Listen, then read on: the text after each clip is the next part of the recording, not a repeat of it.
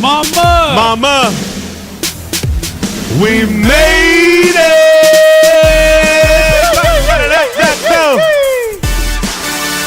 What it do though? You damn right.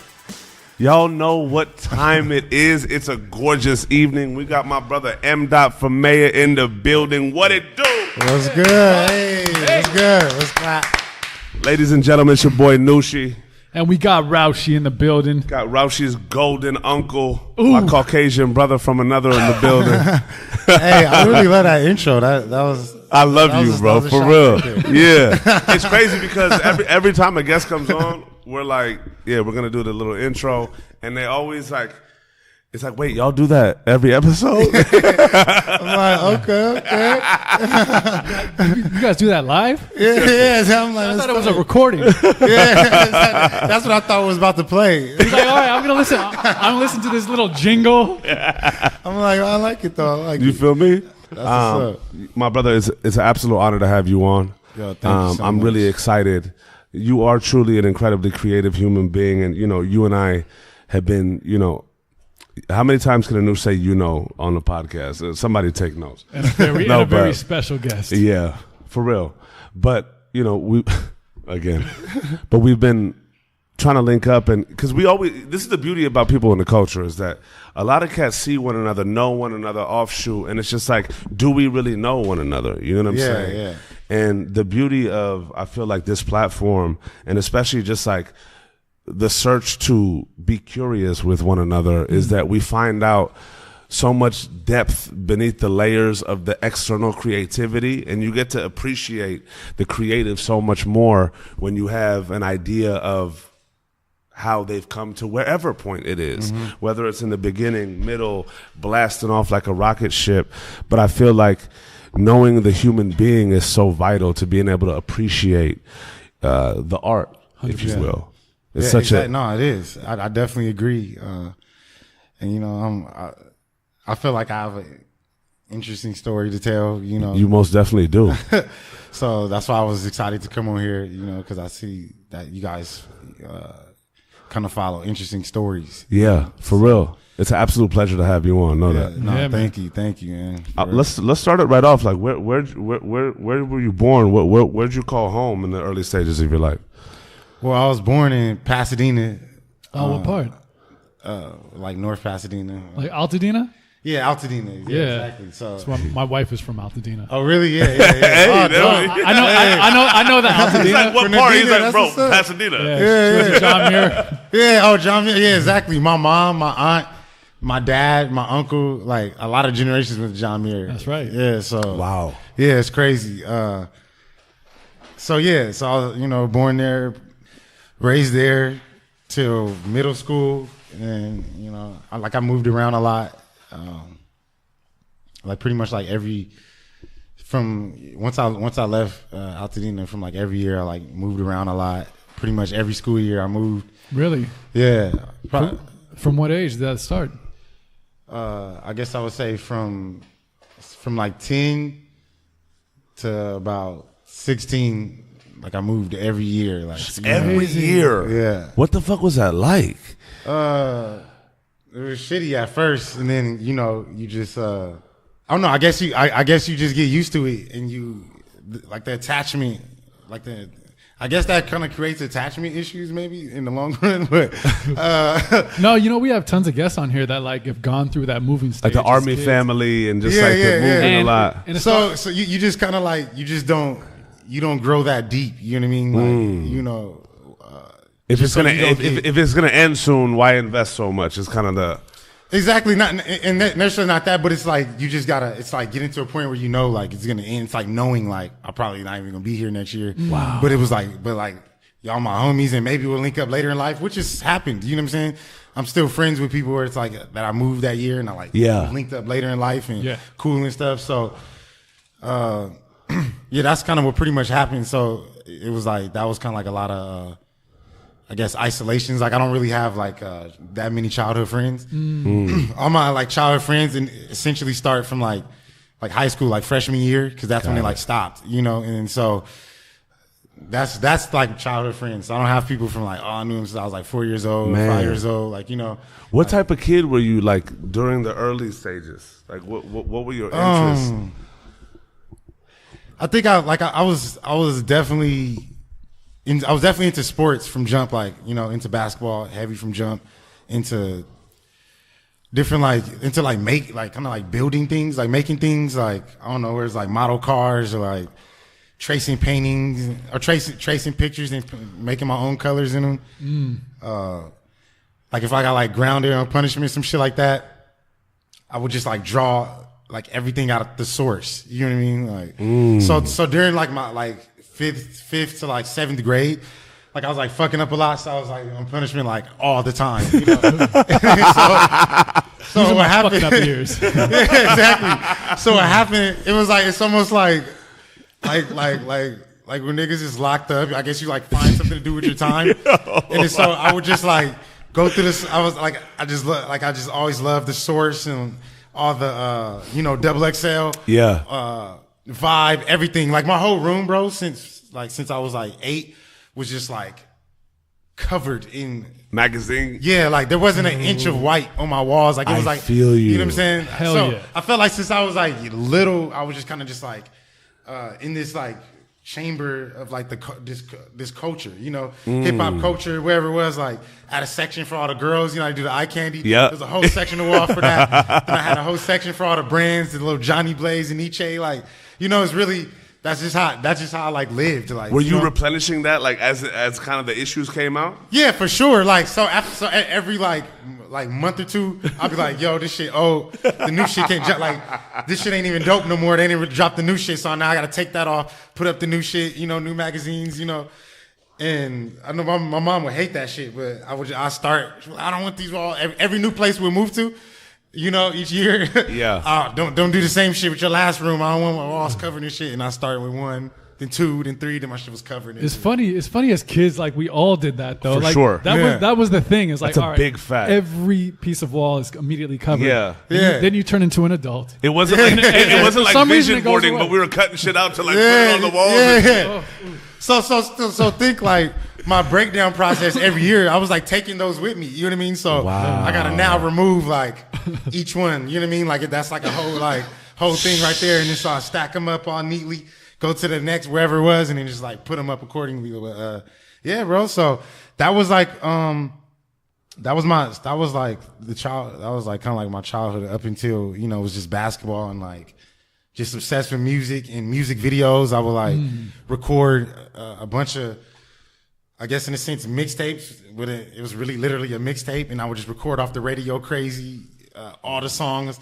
My cousin, he would buy all the CDs. I would dub everything, like like off. You can like you can put the CD in and then record it from the tape. Oh yeah, all the time, all the time. So I remember like the first thing I ever did was like my first project was like DMX first album, and then I put that on tape and I just listened to it over and over, and then because I couldn't like buy CDs or whatever, so. Yeah, man, that whole time, I think I was just like finding like my identity through like just like music, fashion, just like through the whole culture of it all. Like, because I probably didn't really have one because I was just moving so much, like I didn't have like. Did it take a toll on you? Like all moving the so much? Yeah. Yeah, for sure. Not like crazy where I couldn't like handle it, but it's definitely like. But as kids, it's still hard. Yeah, like I said, you just don't, you just try not to attach to situations, and it's just more colder approach at things, like What were your parents like?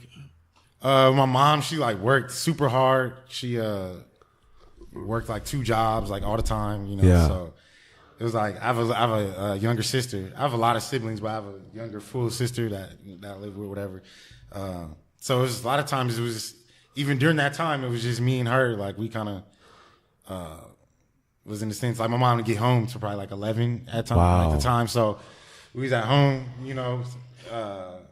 from like 2 to men, you know what I mean? So put ourselves to sleep, all that. So it was, it was crazy, like I was saying, he was looking like from like just like where I came from, you know, was practically like nothing. Always like in a sense, like people say that, but it kind of was like that. You know what I'm saying? When you gotta like figure out food, you know, but your mom, like your parents not there or your mom ain't there, because my parents got divorced when I was like 5. So when your mom ain't there, then you just got to figure it out. Like mom's out there trying to work to make to keep even like floating. Put whatever's not there there. You know what I mean? You know, so that was like, so there's a lot of that. You know what I mean? And so I guess it's more of a toll and just like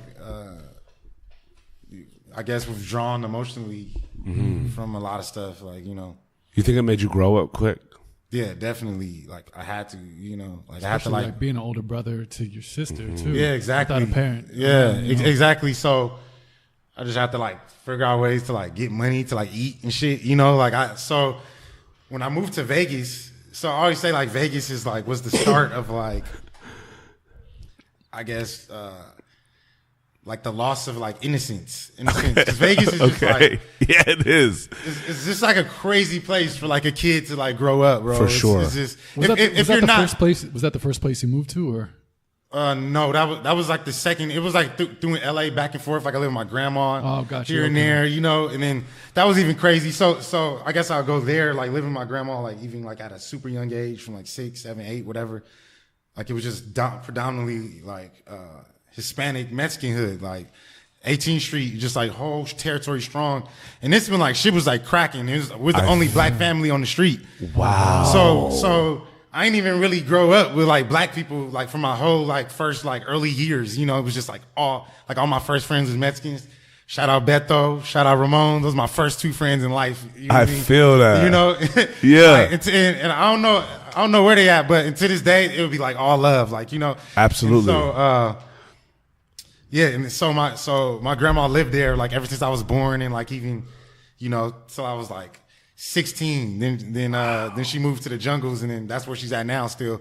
And so basically, yeah, so that's kind of how I was like in this like, in a sense, like I don't want to say war zone, because there's worse place, but I guess it was mad dangerous, like, you know. Absolutely. It was. I'm not even. I mean, in those types of hoods, like, absolutely. In that time too. Yeah, you know, for sure. Like it wasn't like no play, nothing, like, you know, and then just have to like. And being the only African American family in the whole spot on the block, like maybe 4 blocks, maybe like because it was really segregated with like blacks, you know, like the Crips and the 18s, and then they're like got their own beefs going on, and like that's kind of what it was. It was more like them, all the stuff I saw, and it was like them beefing with each other. You know, it was more. It wasn't like I said, I didn't see the black side, like, you know, till like later. You know, it was just like just dropped in this like Mexican turmoil. You know, it was like, you know, like I'll be looking back like, yo, this shit was wild. Like, what the fuck was he doing there? Like, you know, like when I look, like what were we doing there? Just dropped in this like whole I don't know what, maybe drug war they was going through. Yeah. But you know what I mean? Drive-bys, like, you know, there's times like I had a homie, Robert, and then me and Robert being like in a few situations. He was my neighbor. He lived across the street, and then he was like, he was one of the good like kids. He was like kind of like geeky, kind of more like geeky video game kind of Mexican. So we play video games all the time, shop it up about whatever stuff, Pokemon, dumb shit, you know? And so one time we was like hanging outside his crib, which is across the street. It like just got dark. Then we hear like the skirt up the block, skirt, and then like you just hear boop, boop, boop, boop, boop, boop, boop. And then so we kind of get behind the wall like where he was, and then the bullets are like kind of tinging off this dude's gate. And it's like ting ting ting ting, like you can hear this shit, bro. Oh my like, god, no, this is facts, bro. I wish you like I could he could vouch. You know what I'm saying? We get that. Like, it's just like we don't need the vouch. It's just mind blown. Yeah, exactly. And then you know, then my grandma is coming out, pops coming out, like, yo, calling for me, like, you know. And then and it's just like, wow, what the fuck happened, like, you know. And then even so, then that's a moment. And then just like even like going down the street, you know, you gotta walk down certain streets, and then it's like whole crip things, and then like niggas trying to put you on. And I was always like I've always been like a leader, bro. Like I never. Like gangbanging was always so dumb to me, because I felt like it was just like some follower shit, you know? Yeah. And then even when it was like super, impressionable. Like, Absolutely. you know, late 90s, early 2000s, it was just like ridiculously like Cali is active, you know, like, you know, especially in the city, like, yeah, and it was even in like pop culture, like with music and everything of the time. That was feeling the shit even more. Absolutely. You know what I mean? Yeah, it was like adding to it. Like Snoop was at like the highest. He was like with No Limit at the highest point. Every gangsta artist was just, it was it. You know, that was like the thing to listen to, and just be like. And were you ever targeted as a kid for being the anomaly in the neighborhood, or was it kind of like? Yeah. I mean, all the time. But I played sports, and I was just always funny, so that like saved me. Got like, it. through a lot of situations. You know what I'm saying? Because it just like, you know what I mean? Yeah. Like, why? You weren't trying to be like. I wasn't pressing the line. I wasn't acting like I was pressing the line. I was completely like, bro, I don't bang. You know what I mean? Yeah. Like, I ain't trying to bang.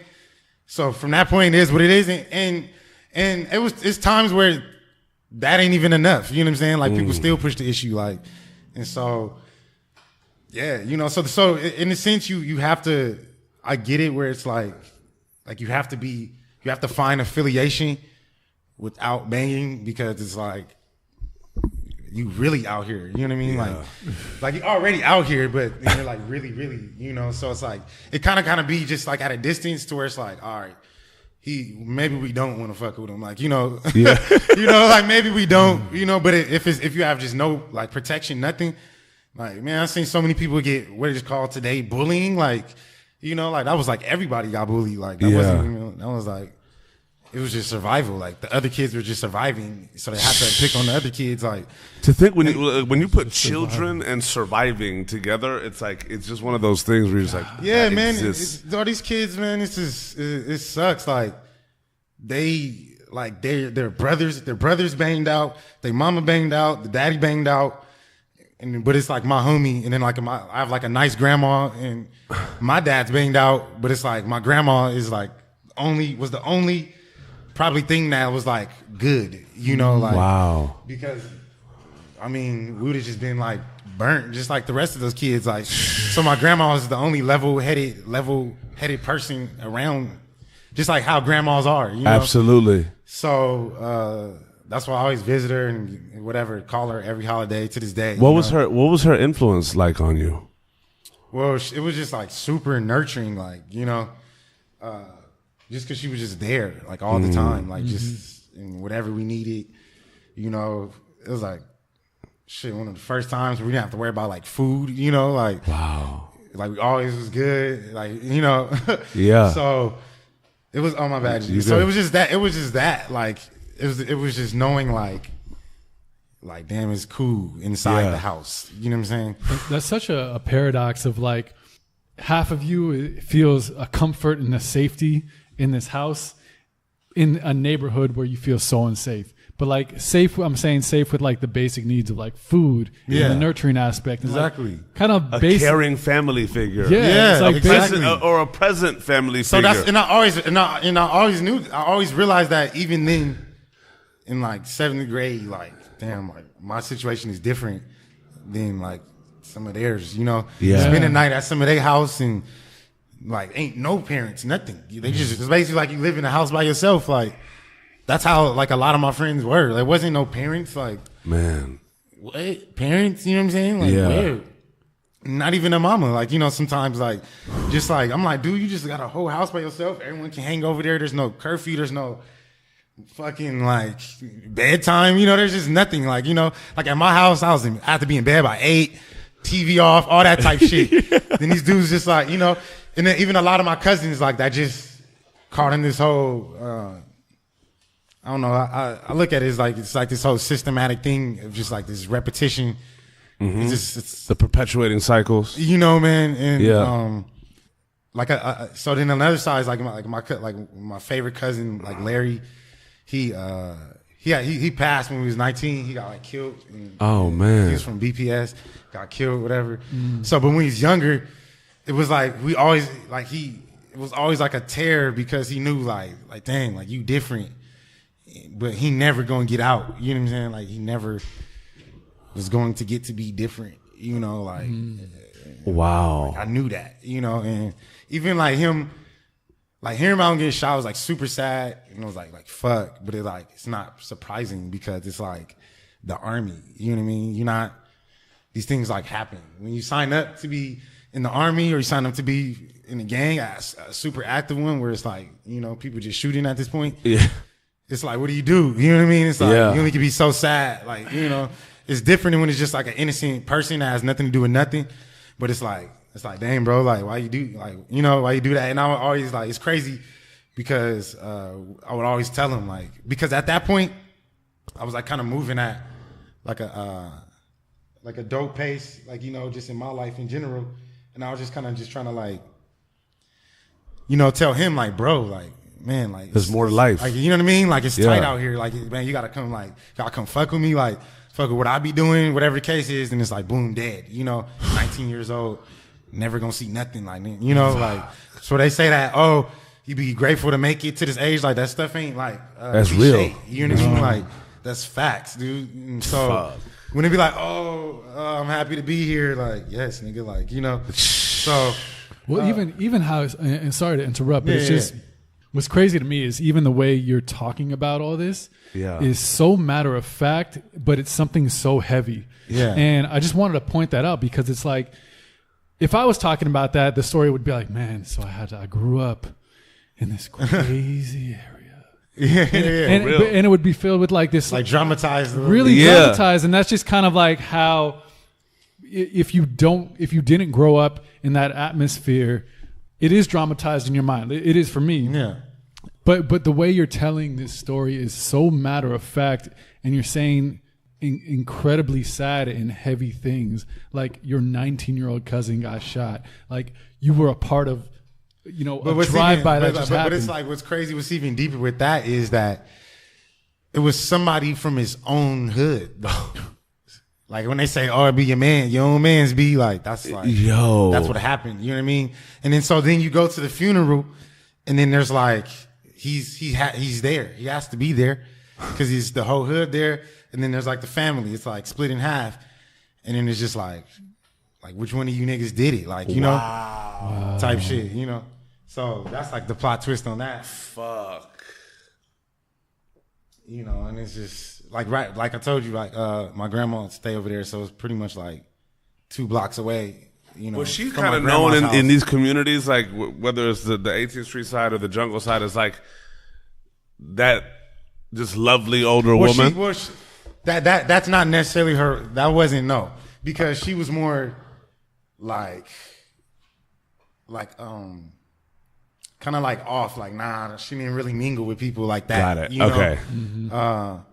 And everywhere she went, she was always the building manager for some reason. So okay, I guess in the building, in a sense, but like as far as like the neighborhood, like nah, she don't rock like that. Like, okay, you know, if it ain't hers, then you know I respect you know, that. So that's kind of was that. Like my house wasn't the house for all the homies to come over. Yeah, you know, I had to like go elsewhere. Your house had rules. And restrictions. You know what I mean? Like exactly. Like if you came to my house, it was like you was my dog. Yeah. Like, you know? If you walked in the door, grandma had her foot down, you felt it. Yeah, exactly. You walked on her floor. You know what I'm saying? No, me in there doing it. You know what I mean? Like that's my grandma. Like, you know what I'm saying?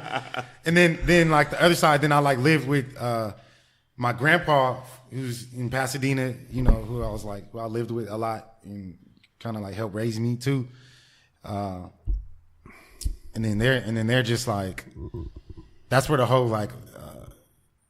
Where I got like my tough skin, you know, which really like, bro, all this shit, like it sounds sad and it sounds like fucked up. It's formative. Which it is, but like I'm so glad that it happens. You know what I'm saying? Like it's like I'm glad that it happened. It makes me happy that I mean, bro, that's the like, beauty of this thing called life, right? In that all of these events that we go through, whether it's positive or whether it's completely catastrophic, if we come out on the other side and also we have a kind of that mentality of like willingness to grow, these things are formative. Mm-hmm. Yeah. They may shape us and put a little more grit on our skin or whatever the events may be, but these everything in life that happens that yesterday shaped today. Yeah. And you know what's crazy too that I want to point out, bro? You have such a positive energy about you. When you came in, it's just like smiles, it's good vibes. Like, Thanks. we just met, and it's just like you radiate big facts, huge positive energy. Yeah. In your aura, and to dive already this far in your journey.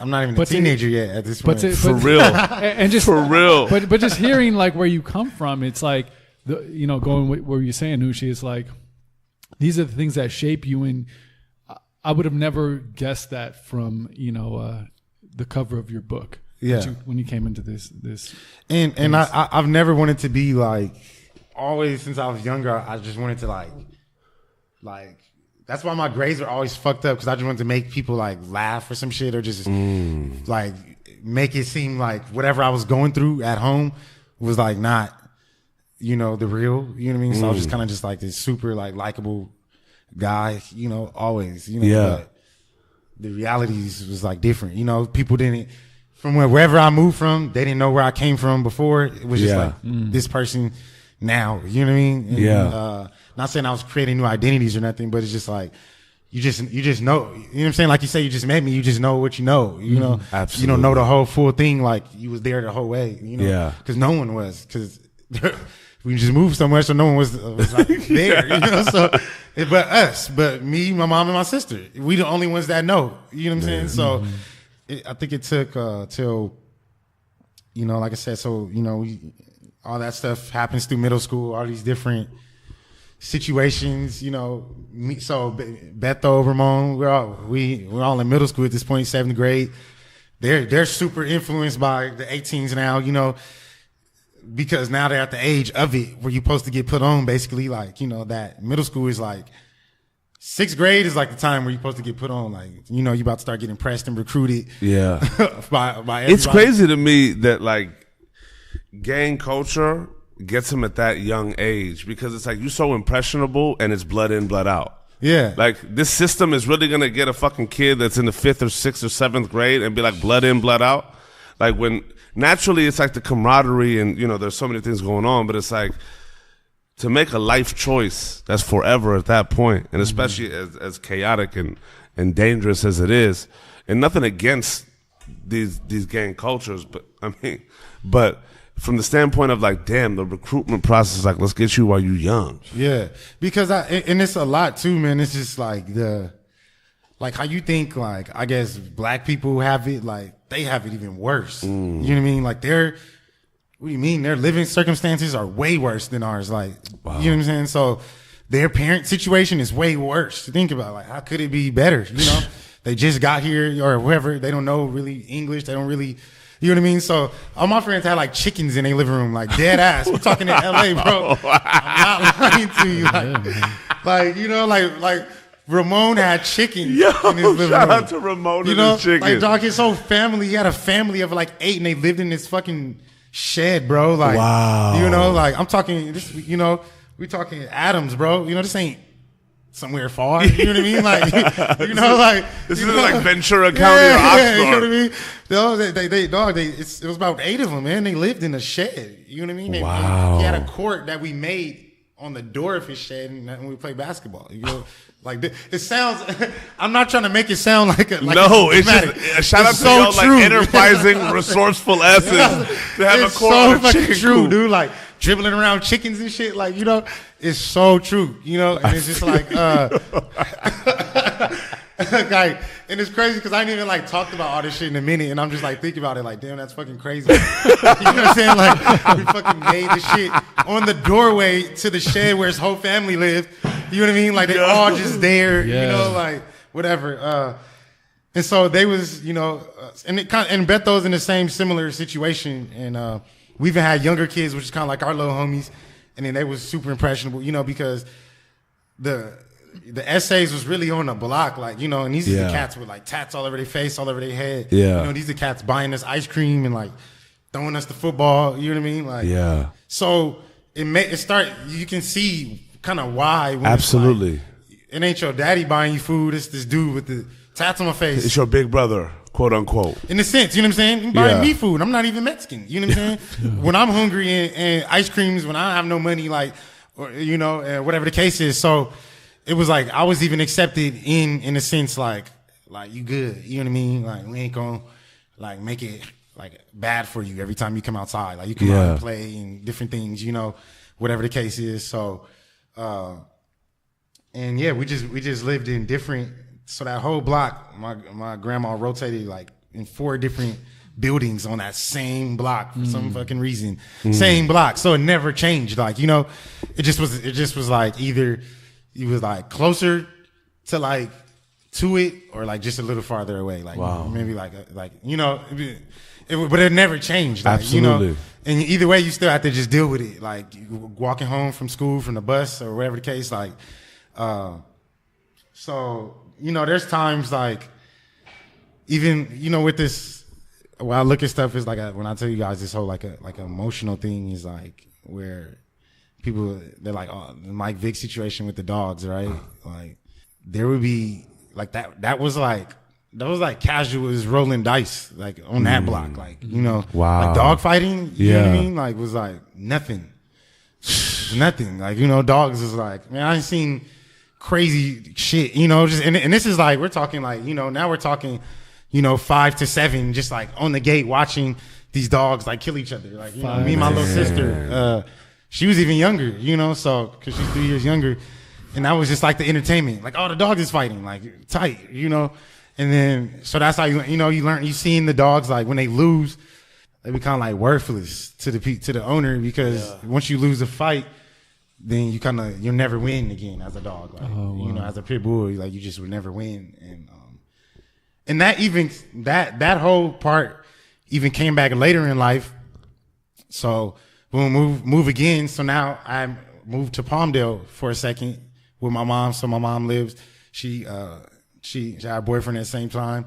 I mean, at that time, he was like, old gangster dude, but he was like kind of like out of it. Bunch of low riders. So we had a bunch of low riders and shit. And then he started breeding pit bulls.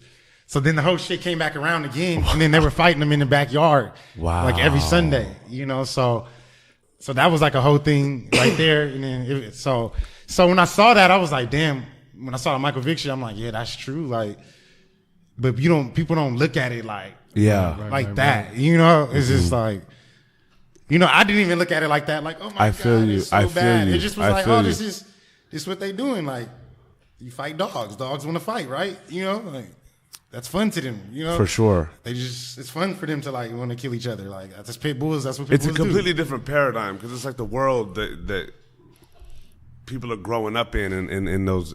It's just like even like with people that grow up in wartime. You know what I'm saying? Like things aren't the same. You know what I mean? And in communities, things aren't seen as the same. And sometimes something that may be routine in one area is completely like mind-boggling in another. Exactly. You know what I mean? Even when I see like as simple as like even me seeing pit bulls now, like a lot of people like to do like rescue pit bulls and stuff. Like it's not cool. Like I'm not saying it's not cool to me, but it's like knowing like what they capable of and just seeing this shit is just like, bro, you know, and knowing like the psyche of a pit bull, it's like, bro, like, they're dangerous. Can be snapped at any moment. Yeah, it's like it's a rescue, and like I get it, you know, but it's like I would rather a fresh and unimpressionable pit bull, like he just grows up in it, and that's the thing. Like it ain't the dog; it's what the dog been through and all that. How they conditioned. Exactly. You take that dog to Beverly Hills in a great home, it's gonna be the nicest pit bull you ever fucking met. Sure. You know what I'm saying? Like no, like fight. What are you talking about? I don't even know what a fight is. They're not just like born to just know that. You know what I mean? They're born to learn it like faster than others. Like you know what I'm saying? But they're not born to be like, oh, fight. That's my instinct. Like they're just a dog. Like you know so. But if you take that pit bull and they're like made to fight, and then they get rescued, and it's like for sure, it's kind of like whoa, you know. I mean, like, it's the same with human beings, bro. Like, it's actually really interesting because like we've had a few guests come on, like shout out to Lorenzo and B Wade, that spoke about growing up in the hood, and one of the biggest things that separated them, and it was unbeknownst to them at the time, but kind of as they grew, it became a much more, I guess, deeper thought for them, is that they saw possibility. Yeah. Right? And in those communities like that, a lot of the kids are not in positions to whether it be they don't got the grandma, whether they don't got the mom and dad, or they just make the wrong choices, or they're in the wrong place at the wrong time. Nothing, dead set bad on them, but a lot of kids, especially that grow up in these communities, will never get the shot to see the possibility of a different life. And that's kind of what that's kind of what I was about to get to. It's like a skip, so I guess I'll just touch on that because you said that.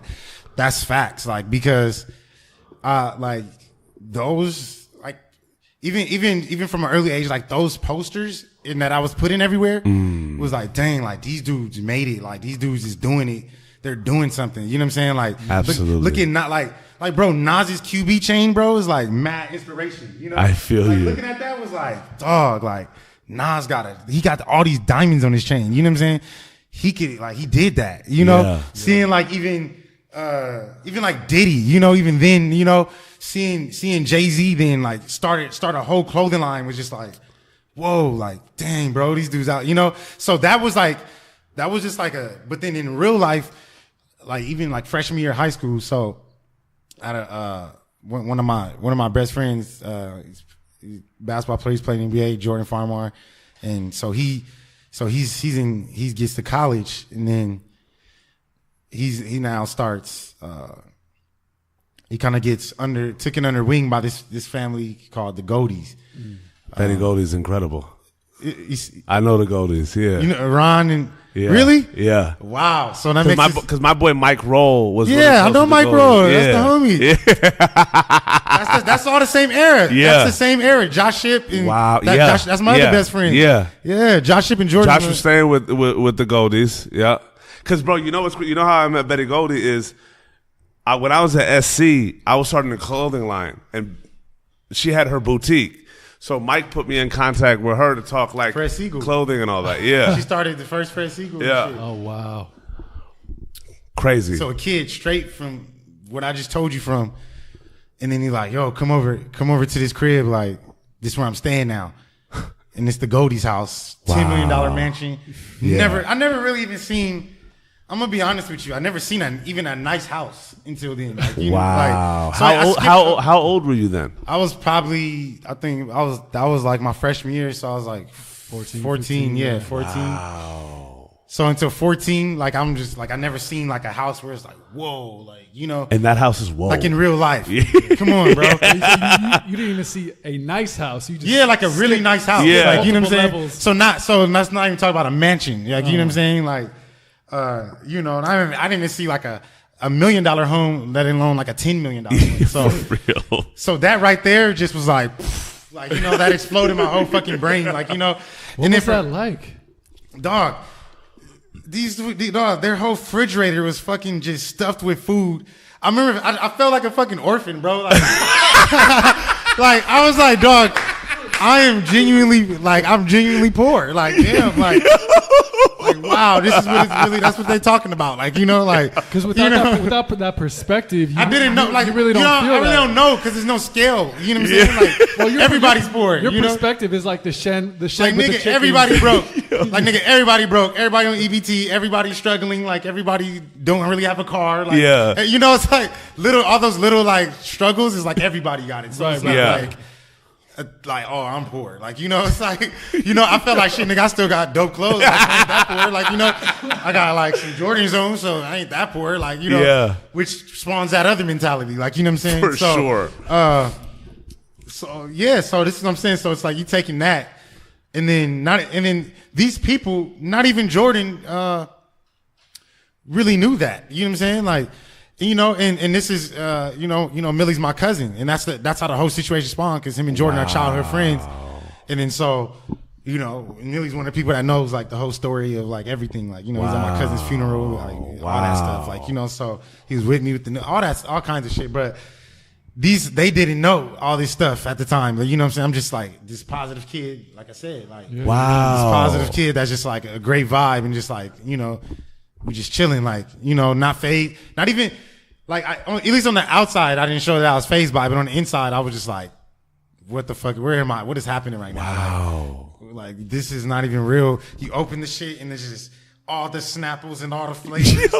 And you just like, yo, I never even had like two Snapples. The pantry got all the snacks you could ever wish for. You're like, bro, organized. Like, man, we never even had, you know what I mean? Like a couple Snapples at once in the fridge. You know what I'm saying? Like, you know, it'd be like a half full Snapple at most. You know, so it's like these niggas it was just crazy, bro. Like, it was just ridiculous. And then I actually spent the weekend over there, and it was just like enough to just like you know, we're talking like butlers and like crazy shit. And they're such a warm family. Exactly. It's like it's not even one of those where it's like, honey, the ball players are here. It's like one of those like, your family now, guys. Like, what can we do to help? Okay, what do y'all need? Yeah, what's going on? What's because like it's really like a super family environment. And they had like a son that was like younger at the time, so it's kind of like Cooper. That's that's my little homie. Yeah, so it's like everybody was kind of like big bro to Coop. You know that really that was kind of like part of the play. Was like he needed that, you know, for sure. And I mean,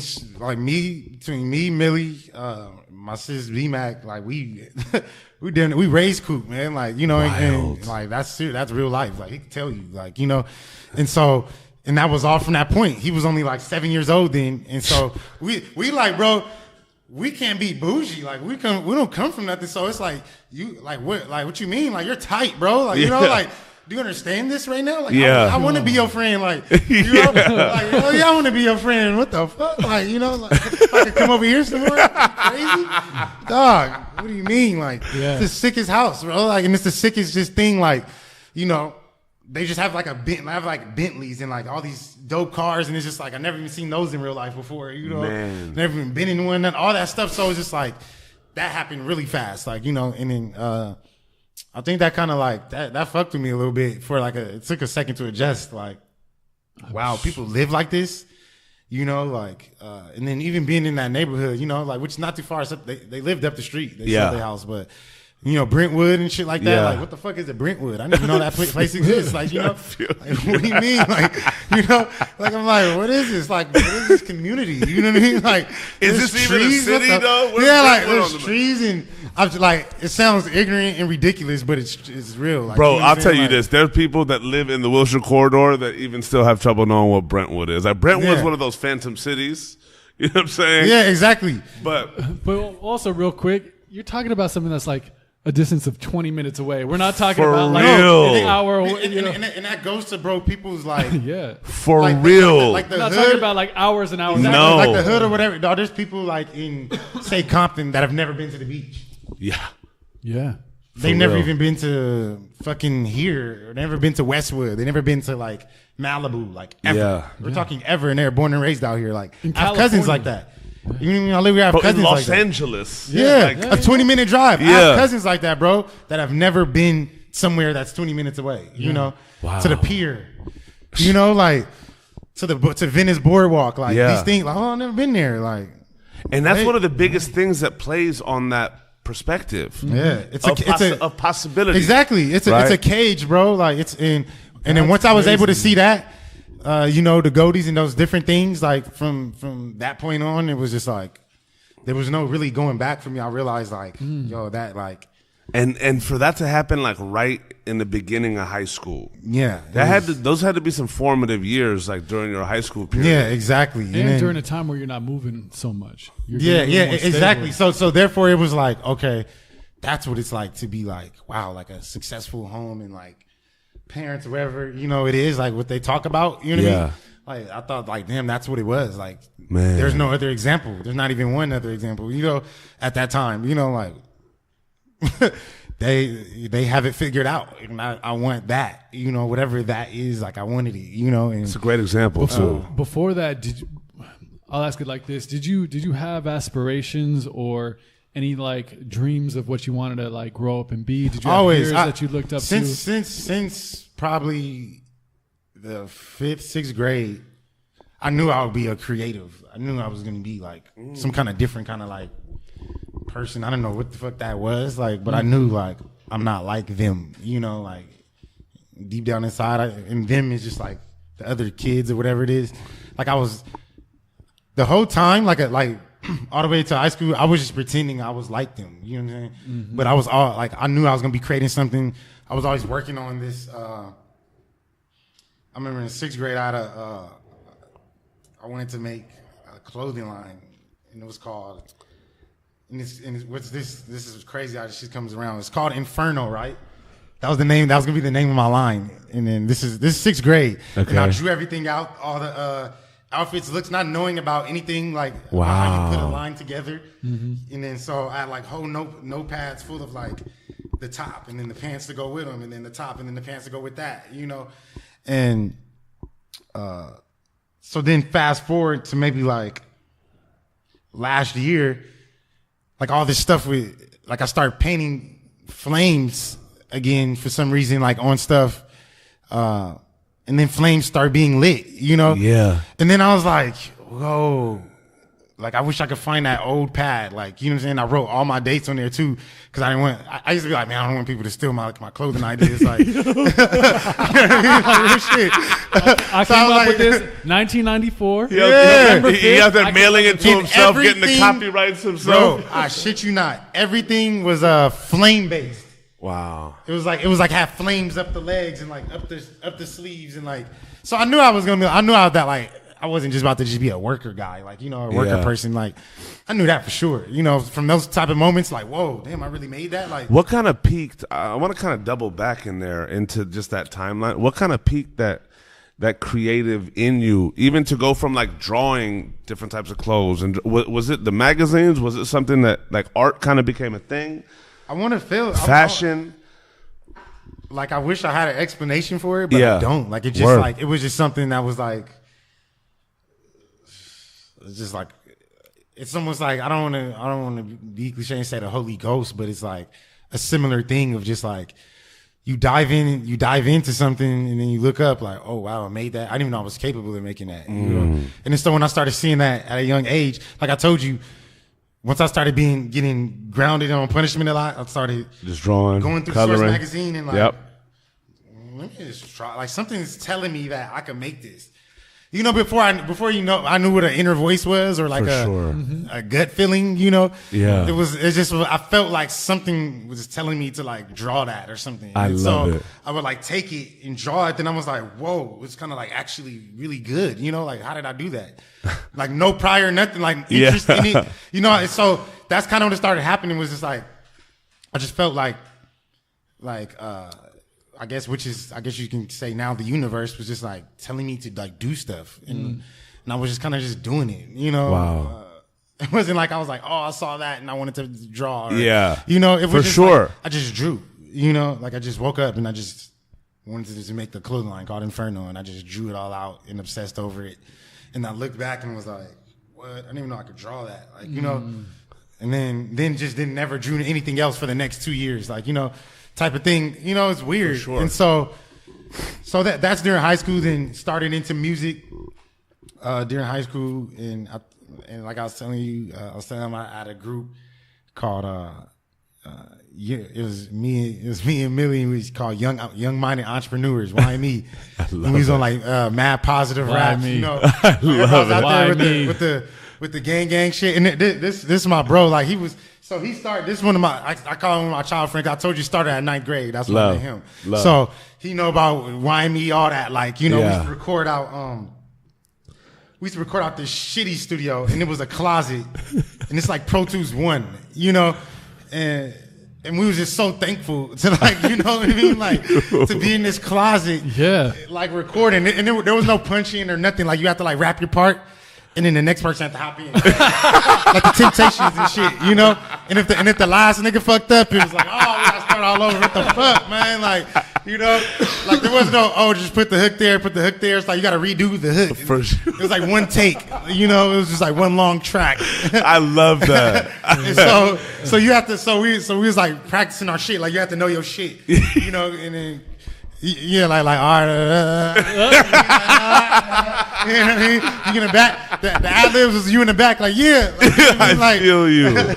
So like it was like multi tracks. It was like 4 tracks. You know? I So, love it. like that's what I say. Like I come from like an older time, and then like now in this new time, like Yeah. living in this new time, Yeah. going with this new wave. So that's why I can just relate with all of it, the analog, the digital. Like I feel all sides of it because Absolutely. I really was there. Like Cam say you wasn't there, like I was there, you know. Yeah. And so, like when like Pro Tools was like born type shit, and so yeah, so we did that, and we actually made like 2 mixtapes. Before like making a mixtape was like lit. Like then a mixtape was like a demo, and you didn't want to make more than one because that mean you didn't make it. Like that mean you was like whack. That's what's so crazy now. People make 1 million mixtapes a week. But then, speaking like 2002, 2003 type shit. Yeah.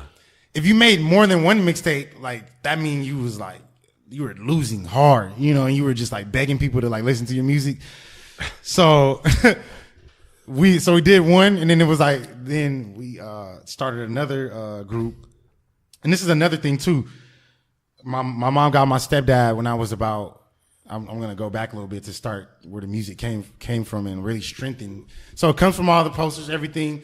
I'm recording videos off this TV. So I knew something in music. I'm getting warm. Like, you know, around 6th grade, I'm getting warm onto something like, there's something over here that I like, you know, I don't know what it is. I keep recording the radio shit. I don't know why I'm doing that shit. You know, I just listen to music 24 hours a day. I don't know why. There's posters everywhere. I don't know why. Like, you know, and so my mom meets my stepdad. They get married. This is I'm like 10, just turned 10. He's a DJ. Been DJing since he was like 13. Boom. Intro to DJing with records. And so now I have to like carry all the crates with him, listening to records, just in the garage, like for like 5 hours, just like listening to all the new records that he got through the record pool. He used to make me blend like whole crates of records, you know, and I didn't even want to, but he just like made me, you know, like, I don't know, trying to find that thing, you know, but I'm like, I don't want to DJ. I want to do music, but I don't want to DJ. You know, it's not DJing. I don't want to do it. So then then it was like, you know, more like rap and like, then started like writing for different singers that was around, our local singers or whatever. And then so at this point, we're in Lancaster at this point, Lancaster, California. Yeah. You know, also Lancaster is just one of those places. It's another trap place, another cage, you know, place was just even worse because it's isolated off, you know. So Lancaster's at this point, it's everyone, you know, from Watts, Compton, and all these different projects. All those projects get shut down. Boom, all these people get displaced, moved to Lancaster. Wow. So now Lancaster now is like this whole kind of jumbo pot of like all this shit, like all the most ratchetest people, I guess, in a sense. Like only, like ratchet people only, you know, like because they shut down the projects and then just replaced them there. Like, oh, we'll give you somewhere else to live, but it's in Lancaster, you know. So now you got to relocate, and then that's what happened, you know, in that whole like recession time, like, you know, that whole moment, you know, that's like kind of when it happened. And so now, you know, 20,000 people from the hood are now just get plopped in this bloop. Small town in a sense, you know. For real. That's crazy. Shit start getting active. So really, like, I mean, Lancaster was more dangerous than anywhere that I ever lived. Like, honestly, high school at this time? Yeah. There was more near death experiences there, you know, than, you know, when I lived in LA, anywhere. And in Pasadena.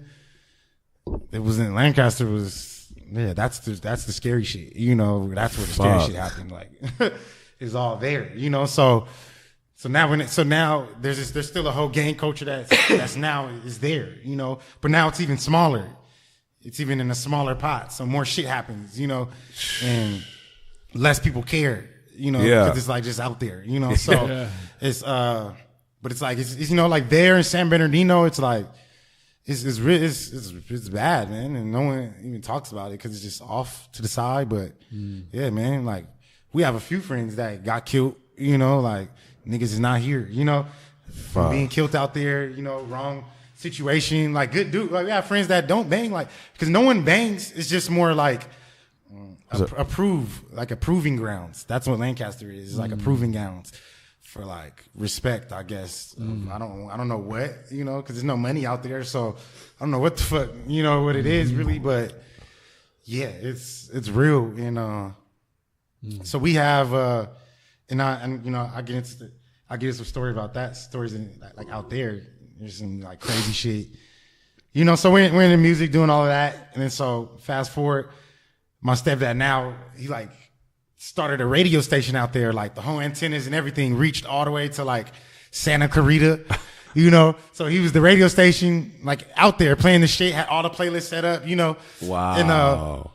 And even seeing that, like, you know, like I didn't get like a lot of stuff he was doing. Like he would just be up night, like cataloging, like, so much music because you gotta remember it came to a point where you had to digitize your whole collection. Yes. Right. So he got caught in that. So like I watched him digitize his whole collection for probably like years, maybe like it took him, you know, because there wasn't just like select all export. Like it ain't you know, you got to one by one rip it over, you know, like you know, and so and the speeds was way slower. So I saw like, you know what I mean? I was telling like, dog, that's dedication. I always respect his dedication to like the art of like this shit. You know what I'm saying? He sat there and ripped each one by one.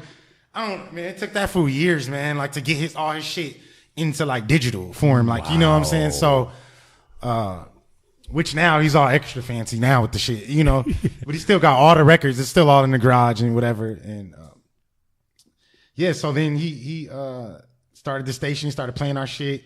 My mom ended up being one of the personalities. She goes by Foxy Brown. I love it. And she's his MC when they now do stuff. They're super cute. They like whenever they do clubs, because he like he'll buy out a club for a couple months and get it lit, get it going, and make the money. It. And she's the MC, you know, like everybody get out, you know what I mean? Like, so she's like, you know, weddings, she's the MC, you know. Unreal. It's crazy. Yeah, it's funny. Like, and then so then now, you know, we going through high school and now going through all the shit in high school. Really didn't give a fuck then, you know, like, because now no one really gives a fuck, because now there's not even like like we was talking about, like those glimpse of opportunity, you know, that's out, you know, like, and then, but I was kind of getting baby glimpse because I was going like, that's when I just started to go, you know, when I was first at the Goldies, it was like halfway through my freshman year. Wow. And so it was like kind of like, whoa, what is going on? You know, like, and going back there, like probably like every other month, spending the weekend there, and it was just like, fuck, not wanting to leave, you know? Yeah. Like, man. fuck, I gotta rock. These niggas, like, Yeah, it ended already? Wait, hold on. Yeah, like, fuck, like, I got all the way over here. And so, yeah, like it used to be, bro. It was like, we used to have the Mexican and black riots at our school. Man. Like, Mexican and blacks was like beefing like crazy at that time. And shit wouldn't even be announced. It wasn't even like, oh, today is Mexican and black riot day. You just get to school and it would just be active, bro. Like, Oh my god. you would just get to school and it would just be people fighting, just like like Nobody's like, safe. You look and you start matching up, like, it must be riot day today, like, whoa. And it's one day a year, and then it spreads out through the whole city, all the schools. It trickles out, like, and it all happens at every school, like, all out, like, on-site wars, like, you know what I mean? So this is the shit, like, we just like, and I'm still just like, I don't bang, I ain't on no sides.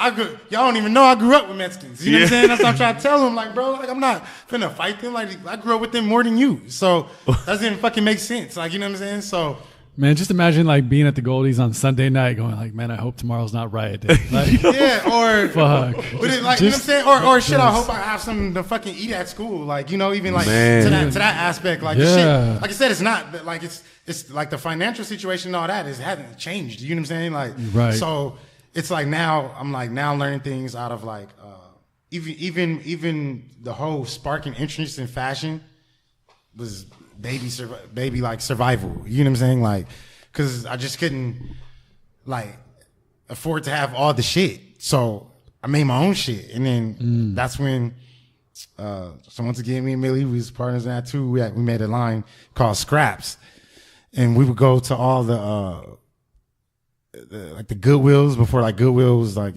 anything, or thrift stores before it was like cool.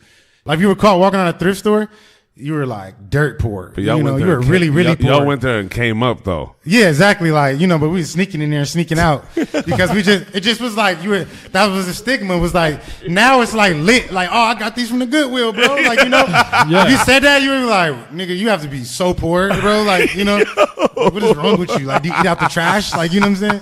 What the fuck is wrong with this kid? That's so you know? real. Wow. You know, so wow. Yo, like Ninja Warriors hopping in there. Just Oh, that's exactly. You was getting no love. It was over for you. So we never told anybody we was getting shit from, you know.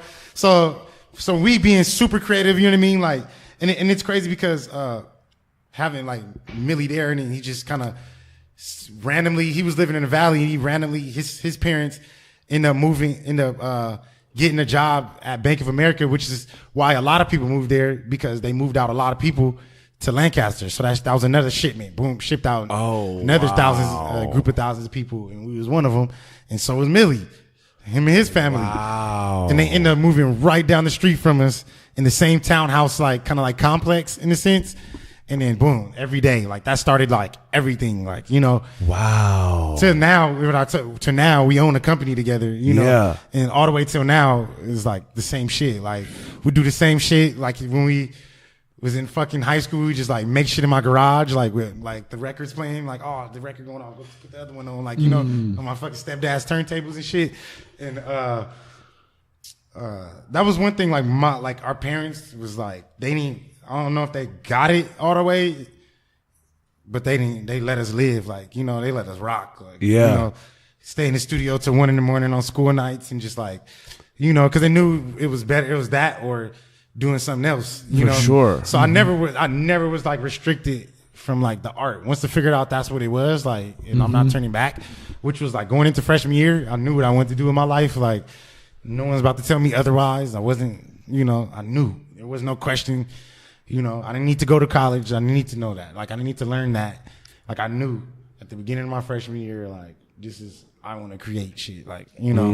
And so that's when, so the scraps, you know, we would take, why we called it scraps is because we would take the scraps from Goodwill. Like, we would take vintage sheets and shit, cut the teams out, sew it onto like denim, and then like cut it out, fray it, make patches out of that, and we made NBA jeans. Before like the NBA jeans were like lit, and we got niggas that vouch, like we had customers, we had people buying the shit, like, and then we showed up to school one day like, you ain't got these though, like, no, I don't got money to get Platinum Fubu or Iceberg, but you ain't got these. You don't even have money to get these. You know what I mean? Which is why even I'm in my new brand, Def Cool, and everything's like 1 off, 2 off, 3 off, because it's like I don't need Gucci. You don't have this. You know what I'm saying? And then the money can't buy you that exclusivity, you know? And I learned that thing that what money, your money or whatever, your parents' money don't matter now, because now I have something that nobody in this whole city has. Like, you know, and that's more valuable. And we changed a lot of people's take on it, bro. Like, we influenced like literally that whole little city. We influenced their take on, like, even in a sense, like money. Like, I don't even need some money to look cool. Like, you know.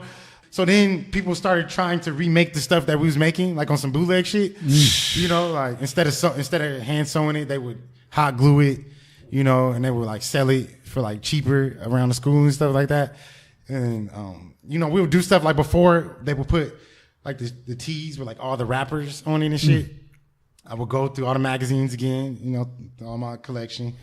Cut out, like I had a shirt where I cut out the heads, laminated them, and sewed them all to a shirt. And it was like a collage of like all the greats. Stop. Killed them. That's stupid lit. Killed them. You don't got this one, like, you know, and it's just like, before that's like a thing where you put the collage. Y'all are just like super DIY. Just super DIY. Just like, but even the idea, like if I had the idea, I didn't even know what screen printing was. We didn't know what screen printing was then. Insane. Didn't have a fucking clue how they got the shit on the shirt. Yeah.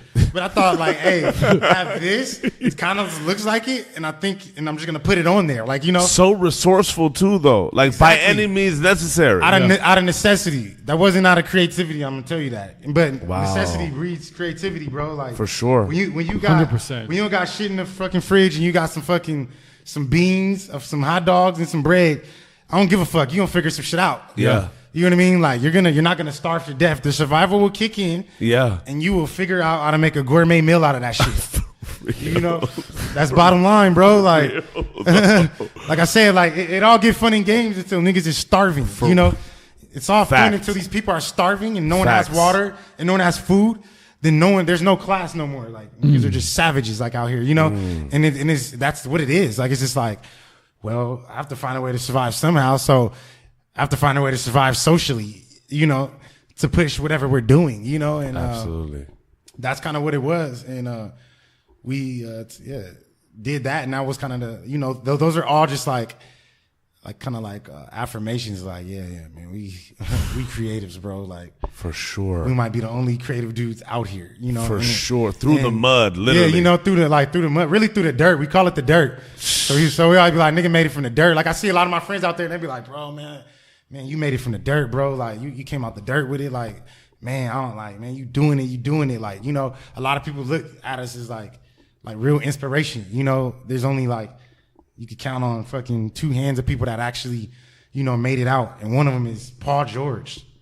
He's from Lancaster. Wow. You know what I mean? And he really went through the shit. He knows, like, he could vouch for all the shit going on, like, shit not safe. You know? Yeah. It's like, you know, and you figure it out. So he like one. It's like him, then like us, and then Pac Div. They're from Palmdale, bro. Yeah. You know what I mean? That's how I met them, is through high school, you know? You know, Jonas lived out there part time. Yeah, his parents live out there. Yeah. And so we all know, you know, and we the only ones. It's only us that made it out. Mike Bogan, he's the most recent one, like, you know, and it's like that's it, you know. So we're talking a city of 600,000, and only we talking 5 people make it out to start to do something that matters, that actually is worth the damn, in a sense, like. Yeah, man, it's not like, that's out the dirt, you know. For real. It's crazy to think about making it out when you're just trying to like survive just the day to day. Yeah. Let alone take that next step to make it out. Let alone to take that next step to your road to become the super wealth that you want to achieve in life. Yeah. That you've seen. Mm-hmm. I guess for you in that, like, in this survival phase, the necessity, the breeding, creativity phase, did you have that bigger kind of dream ahead of you of what you wanted to accomplish? Almost like a blind faith of like, yo. I told you, bro, the day I stepped foot in that mansion, there was no, like, I was showed that's pure what it possibility. is. Yeah. I touched it. You know what I'm saying? And like, I touched it, I felt it. I really woke up there. You know, it wasn't a dream, you know? So from that point, yeah, it was so possible. You know, it was so like, oh yeah, what do you mean? Like, because before it was like impossible. Like, what?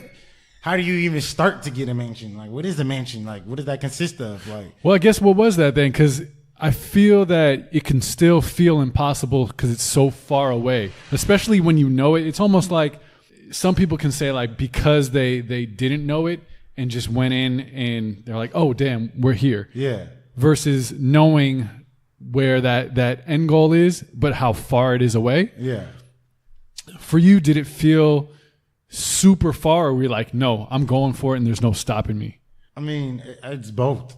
Yeah. Because, I mean, yeah, honestly, it sounds something to be like, oh, yeah, I knew I was just going to get it. But, yeah, the shit's far. It's still far. Still far. You know, it's still far. It's because there's always level to the Goldies. They're not that rich, because later in life had brought me around billionaires and, you know, sitting down eating dinner with billionaires and, Yeah. you know, so that's not it. I came to realize that I was even chasing the wrong thing there. You know what I mean? Like, I thought I was chasing, that's not even what I was supposed to be chasing, because they're chasing this other thing. That's not, they're still like poor to somebody, you know? Yeah. So in a sense, it just kept getting, Very I guess true. the tunnel just kept getting deeper. Like the rabbit hole just kept going deeper and deeper it can, into the yeah. possibilities, like, you know, of getting closer and closer to these people with it. So it's only just a matter of time of like, what? I just had lunch with a billionaire, so it's only a matter of time for I at least get $1 million. Mm-hmm. You know what I mean? Like, I ain't even saying $100 million, but when you're doing that, the universe is gonna just only swing you. You know, you get what you put out. Like, Which is crazy to say from where you come from. There's like, at least I'm getting $1 million. Like, at least I'm getting $1 million. At one point in your life, Exactly. you're thinking, at least I'm getting food today. Yeah, exactly. You know what I mean? Like, that's kind of just what it. That's kind of just what it was. So, but always still like, because everybody's a struggling artist now. Like, I live okay. You know what I'm saying? Like, you know, to take care of my daughters, like wherever the case is, to buy clothes and, you know, I know Gucci Louis, like not, like I'm happy with life. You know what I'm saying? Yeah. Like I'm cool. And, but it wasn't always like that. Like, you know, Yeah. and it's almost like artists have to like psych themselves out. It's like, it's not, I always looked at it like this isn't even like my real life. Like my real life is like that shit, you know. So I never even looked at being hungry or not having money, like or whatever place to stay, whatever it is like my real life, you know. So it didn't affect me that much because people are like, oh, how do you just not care about things? Just do it, you know. Because I look at it, it's not even my real life. Like my real reality is like waiting on me. You know, that's what I'm working towards. You know, my real life ain't even started yet. You know, this shit is just a transitional phase. You know, so that kept me like always looking forward like a lot, and still does. You know, to this day, I'm like, the real life starts materializing like more and more through little things where it's like, oh, okay, here we go. Like here comes the ride. Like, you know, I'm starting to see it more and more. You know, especially in these past 2 years, it's just been like, okay, this shit is turning into more how I saw myself when I was like younger, you know, like I'm now kind of turning more into that person, you know, and, yeah, like, and I think it's just from, you know, what I was blessed to have and didn't have, you know, cause graduating high school, boom, we had to figure it out once again. Cause now no mom, no parents, nothing. And no structure even. Yeah, no structure even. Like, you know, so just even of the school, you know. So You had the hustle, but the structure wasn't there. there wasn't there. So even, all right, bro. So even, okay. So when I guess moved to Lancaster, I was kind of planning, but then even again, you know, I was fucking up, didn't care about grades. All I cared about was like girls, clothes, in the studio. You know, I'm talking about like all Fs and just like ridiculous. Didn't care, dished all day. Like we cared about like just trying to get something to eat and trying to hustle to like make some money to eat, you know. So we would like shoot dice. Dice was like the Olympics, you know. Dice was like Olympics at our school, bro. There's nothing more important than shooting dice. Really? You know what I mean? Like at that time, it was like freestyling and shooting dice was the only thing to do at school. So like me, Millie, and there was a few other rappers that was doing it too. And we would battle or just have sessions, and then everybody would just like crowd around. Like it was like, this is the raw freestyle gully times, like not that new shit with the mics. And this is raw cafeteria. The straight high school cipher. Yes, ciphers. What like we know it as. You know what I mean? Yeah, Everybody, course. like, you know, like the real, like, you know what I mean? yeah. So as we start getting nicer in them realms, because we was always like, you know what I mean? Because once like Millie checked in the same exact school as me too, because he came like later, checked the same exact school. He was more like like how he is now, you know, he like the more like, it was good, man. Yeah. He was like that immediately, like, you know, like, and then, like he had this song, it was about like forces before that Nelly shit came out. Wow. And he rapped about all the forces he had on. And that was like the single at the school, like, hey, rap the force song then. And we all crowd around, and I was like super shy. And then once I got my bars up, then we started spitting in front of the crowd, and then was like, then that's what like built our whole like self-esteem in a sense, like to be like, man, y'all ain't saying tell us nothing, like, you know, like, we lit, you know, started getting known around all the other schools or whatever. And so that was priority. That was like, that's why that was priority, because I'm like, man, I'm out here, like, you know. And mom like, you need to go. This is not happening. I'm sending you to military school. Fuck. For my junior year, boom. Military school. I wasn't planning for too long, so that was 2 years planning, you know, that whole time. So that was the longest and the most, like, I guess, valuable relationships that I made. But yeah, gone again. San Luis Obispo. Military school. Yeah, military school. What was the catalyst for that? Was it doing poorly in school, or? Basically, it was like a school for fuck ups. Like whether you was in a gang fucking up, whether you was a young drug addict, whether you just didn't give a fuck about school like me, and whether you was just a troubled kid. I don't know. Like, was it all this like the absences and then all no, that? it was just like a lot. Yeah. No, more than just, it's all voluntarily. It's not like you gotta go there. It's just my mom saying like, just to, I don't know, for you to graduate. Maybe I don't know what else to do. Cause she's not that was, you know, she's working 2 jobs at that point, even still in high school. So it's like, you know, what was that like for you? Man, because that's different, like than the moving around, because it's like what the military school thing, just being taken out of that. Year. I was crushed by that. I was so mad at my mom. I was like, I don't know. I felt like she gave up on me. I felt like all this shit, you know, like I'm like in the groove of what we're doing. Your groove, you know, like I gotta leave my group now. You know, they're like, yo, bro, like, you know, like. it disrupted. Like I was in the groove and it disrupted everything right then. From the outside, from an outside parent's perspective looking in, it didn't matter. Yeah. It's still not like, oh shit, he's finding himself. But in that time, just like kind of seeing the way it was going for y'all, even though it may not have been college or this or that, it was like really y'all were finding your outlets. And just your grooves. And I just think my mom just didn't understand anything because, like I said, it's generational, bro. Like, and no one in my generation has done anything. I mean, not my generation, my family generation. Yeah. They did nothing. You know what I mean? Like they got cool job, like maybe not even a cool job, but a okay job. You know what I mean? Where you could get a okay house, you know? Yeah. And that's just like two of my family members, you know, that like got some kind of sense and figured something kind of out. Not even fully out, you know, still figuring it out, but something kind of where you live in, like at least in Glendale, you know, you don't got to live in fucking in the hood, you know, at least live in Burbank type shit, you know. And so you got shipped off to military school. And that was shitty for me. It took a second for me to even like, honestly, it never even sinked in the whole time. I just was just like adapted, you know, but I never like fully felt like I was like supposed to be there, you know, like I was I felt like I was just missing on like what I was really supposed to be doing. So I still stayed productive. Like I wrote like 2 notebooks full of raps there, and I rapped there. I was known as the rapper there, you know, whatever. Like, and I took like, I guess in a sense, my leadership there. And so I'll get there. And then so the first 2 weeks is kind of like, it's called Shark Week. And it's in a sense, they just like drill you to death and try to like it's like the worst like conditions, almost like living conditions for like 2 weeks. And it's like this government ran like program basically for like troubled adolescent, inner city youth, whatever it is, you know. And so there's sergeants there.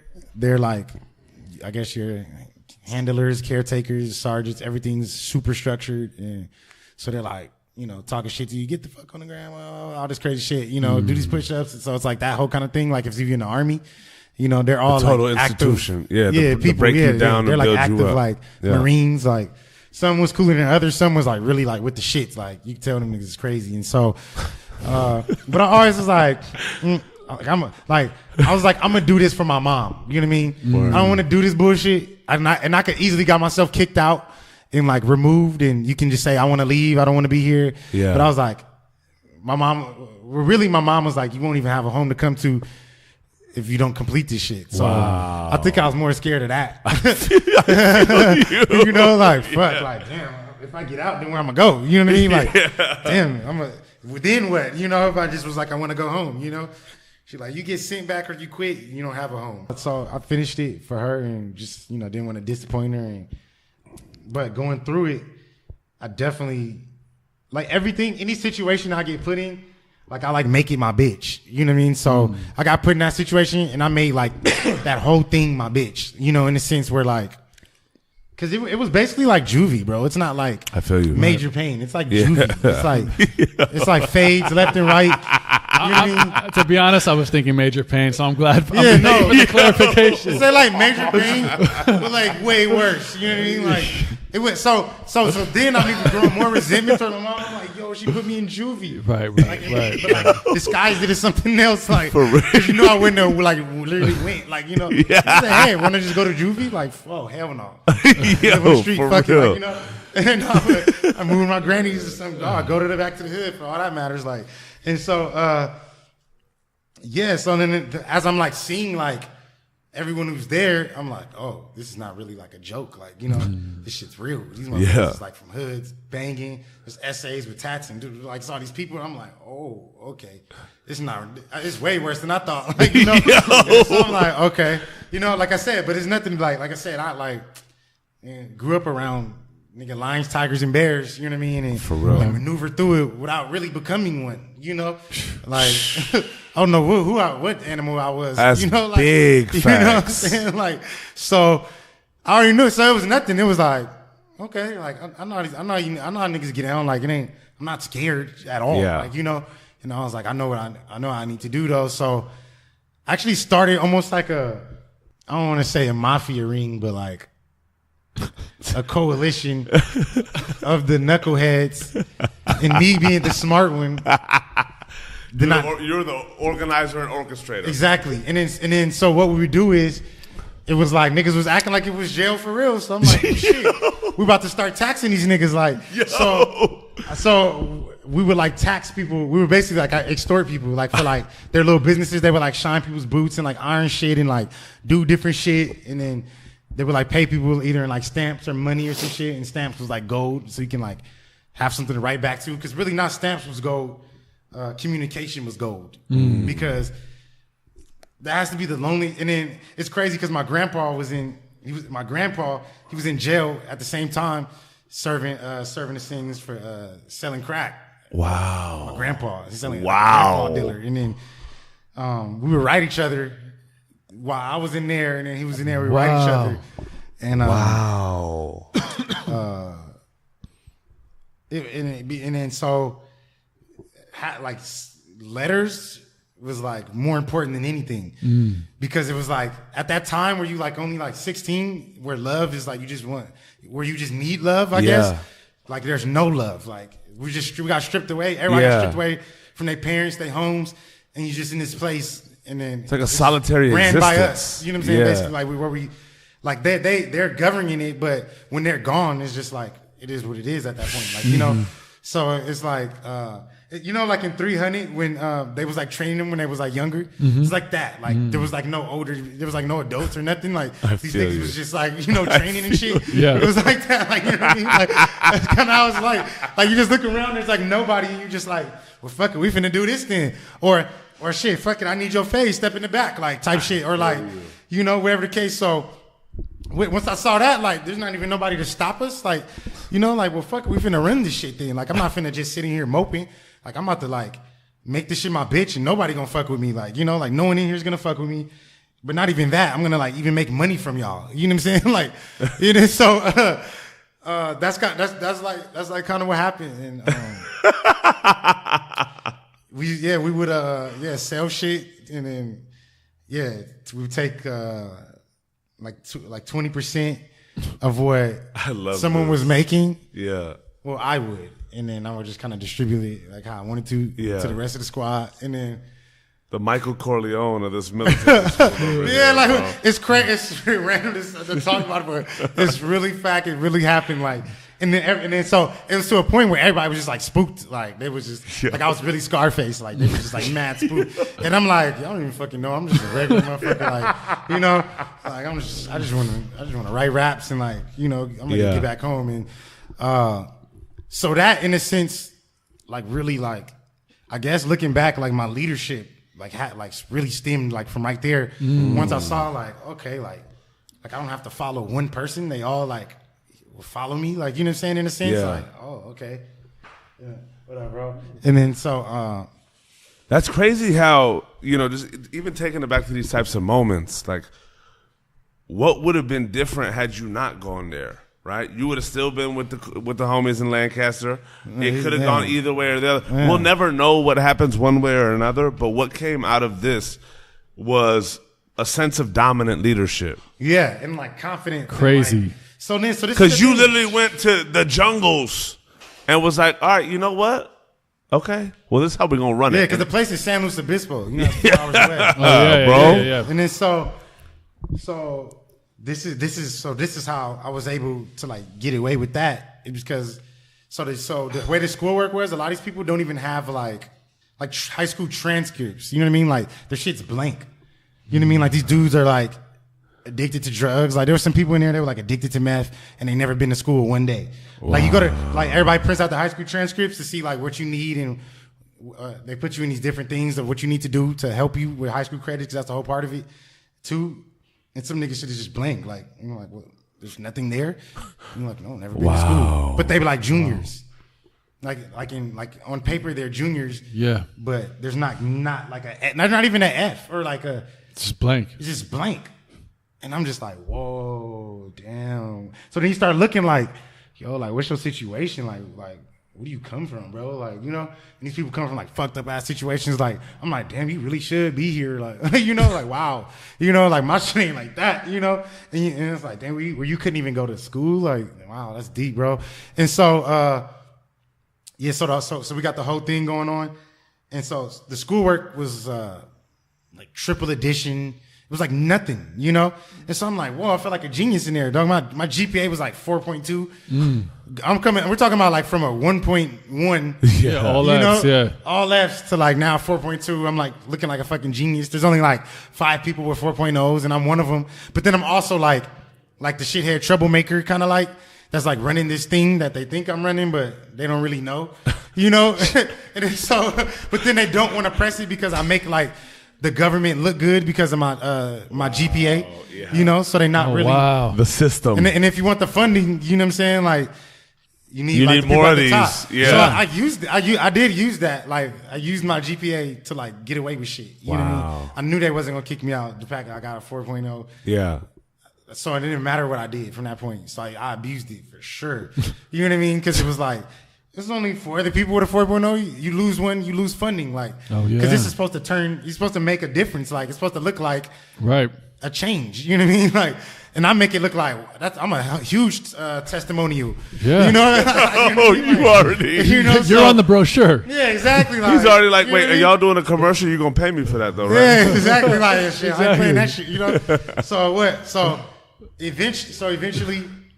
They start, so after like the first couple months, now they're like cracking down. Now they just want like kids who really just want to like be better genuinely. And so like now all like the hood niggas and the real niggas or whatever is like, they're like kicking them out, moving them out. They're starting to figure out like, oh, he's scaring people. Get him out of here, you know? And then a lot of those people was on probation. So if they blew that, they go to jail, juvie. Wow. So they cracked down. Somebody like kind of like snitched on our like organization. And then like they all like kind of like there's like this whole like board of like this like military like police and people who like ran the shit, and then people I never even seen. It was like this big ass like fucking like boardroom like desk like the war room and shit. And it was long as fucking like because everything's on the base, so it's like I don't know what's going on the base. When I even look back, like who knows what's going on in there, and I'm just like yo, I sitting there, I'm like yo. I actually felt important. Like, even though I was in trouble, I felt like, yo, they were all lined up, all like our sergeant and everybody. Then the head chick, she was I guess you could say the dean of the whole shit. Yeah. And then she was at the end of the table. And I was at the other end.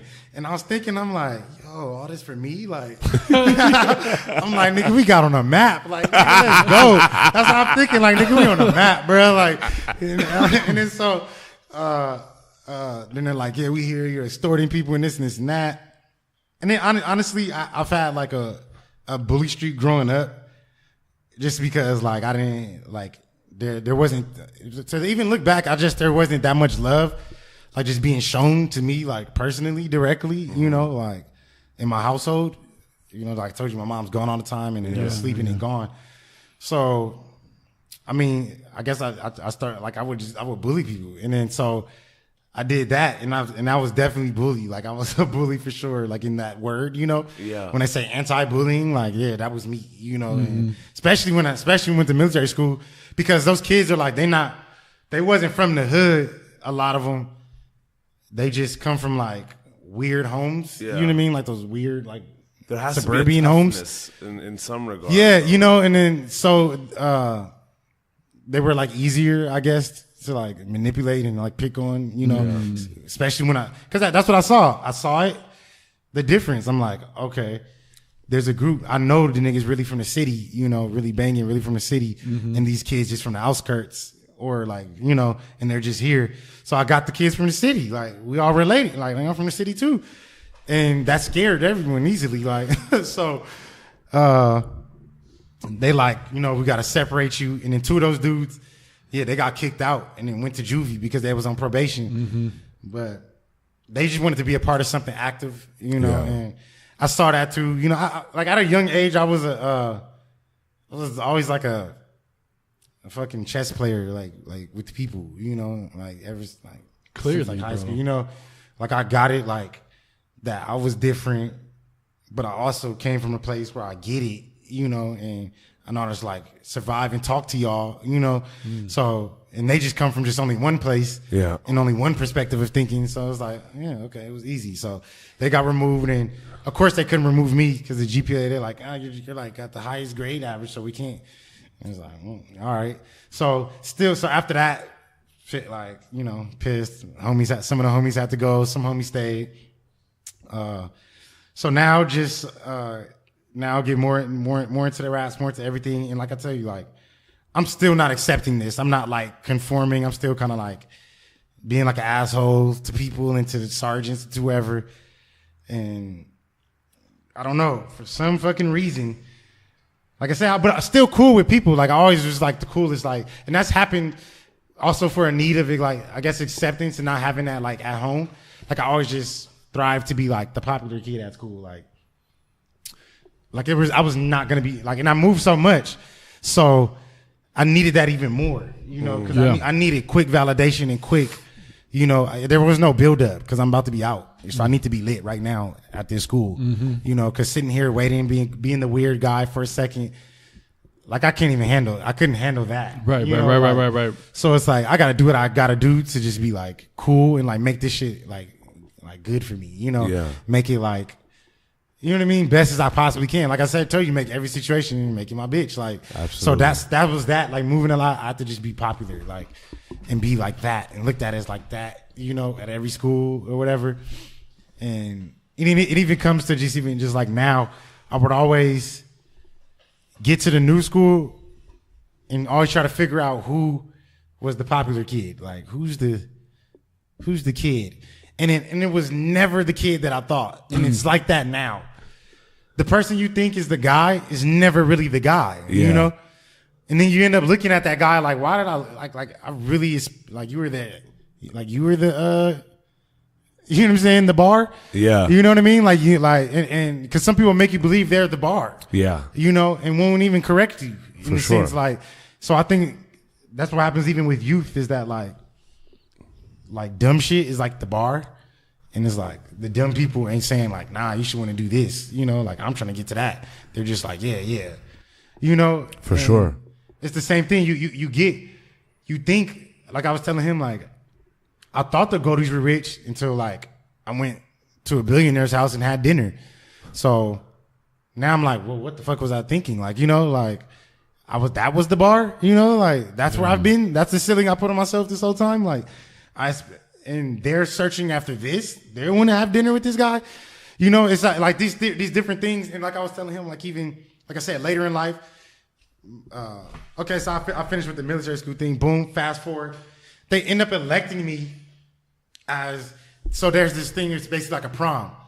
And it's towards the end of the year, and it's like a whole big deal for them and everybody, all of them. I'll tell you, I don't give, like, I was completely checked out of high school, bro. Like I told you, like when I started freshman year, it was like a different soul jumped inside of me. Like, and it wasn't like a high school kid, bro. I'm telling you right now, it wasn't like a high school kid. I didn't care about prom. I was asked, like, I could have went to prom about three different girls my freshman year, and they were like juniors and seniors. Like I only dated juniors and seniors. I didn't date freshmen or sophomores. Like I was just too ahead. I was just too. Like, you know, the homies always joke, they like, nigga, you was never a freshman. Like, you know, cause I didn't come in like, I never was, you know, and I always approached it like that just in life. Like, I feel like I'm just like 3 or 4 years older than what I should be. Like, you know, and so even then I'm like, what is like prom? Like, what the fuck? That sounds dumb as hell. Like, you know, and then so they announce over your intercom, it's voted only by the students and staff. Prom, and then, you know, prom vice president, basically was just like prom king, prom vice president, and the Grizzly Youth Academy has voted Marcus Ferris, and it's me, that's my name. And then I'm just chilling, it was in class or something like that, and I'm just like, I don't even care about this shit, like, and it was like Marcus Ferris, and I'm like, what? I'm like, what the hell? I hate this place. Like, you know what I mean? I'm like, where do I show you that I just love being here? Like, because I swear the whole time, it was like a 7-month program.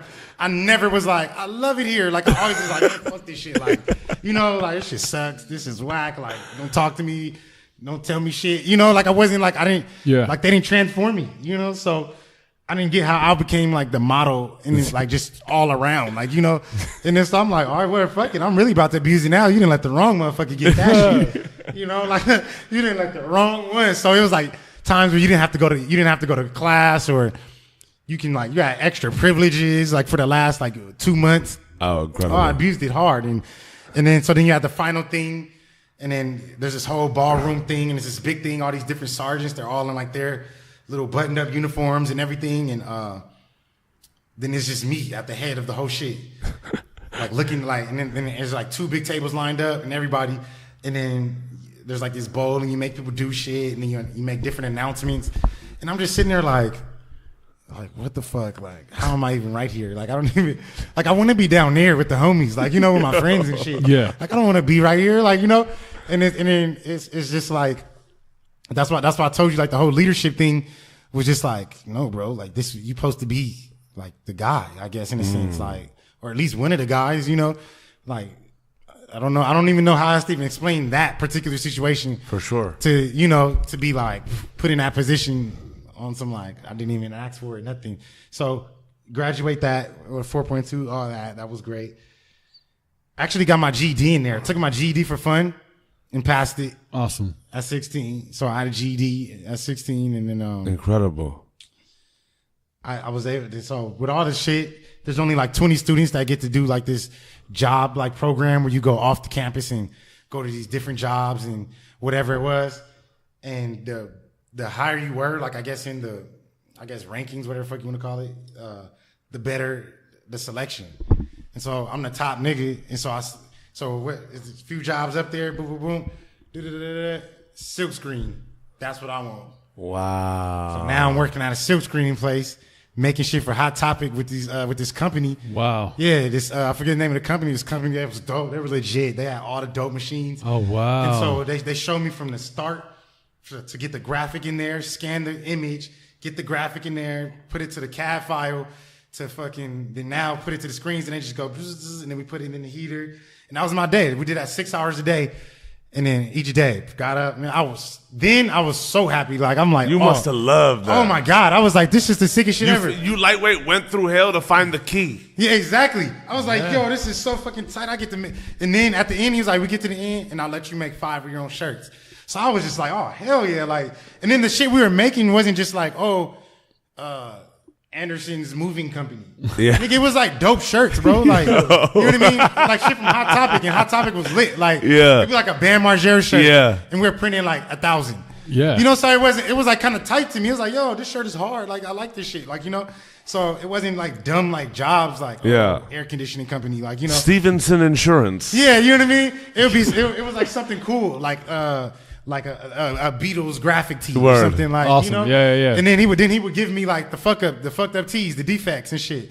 And I would take them back, and he'd be like, "Oh, you got new shirts and shit. Damn, that's crazy. Like, you got the best job." Like, I was the only person bringing shit back. Like, you know, like I did have the best job though. I did. Like, word. And then and it brought back your creativity. and it brought it right back. I was like so thirsting for it. Like, oh my God. to like make some kind of like real. clothes or something, like, because we just have to. You're either in gray sweats or in a gray uniform the whole time, and you kind of like, and then like you didn't even be able to wear your own shoes till like the 4th month, because all these things are like privileges. Everything is like a privilege, like shoes and like sugar for an aspect. So sugar addiction was like real, like I was going through like a little bit of withdrawals from like sugar, because the first 3 months nobody was have sugar, and I like love sweets and candy and shit, and so I was just like losing my mind, you know what I mean?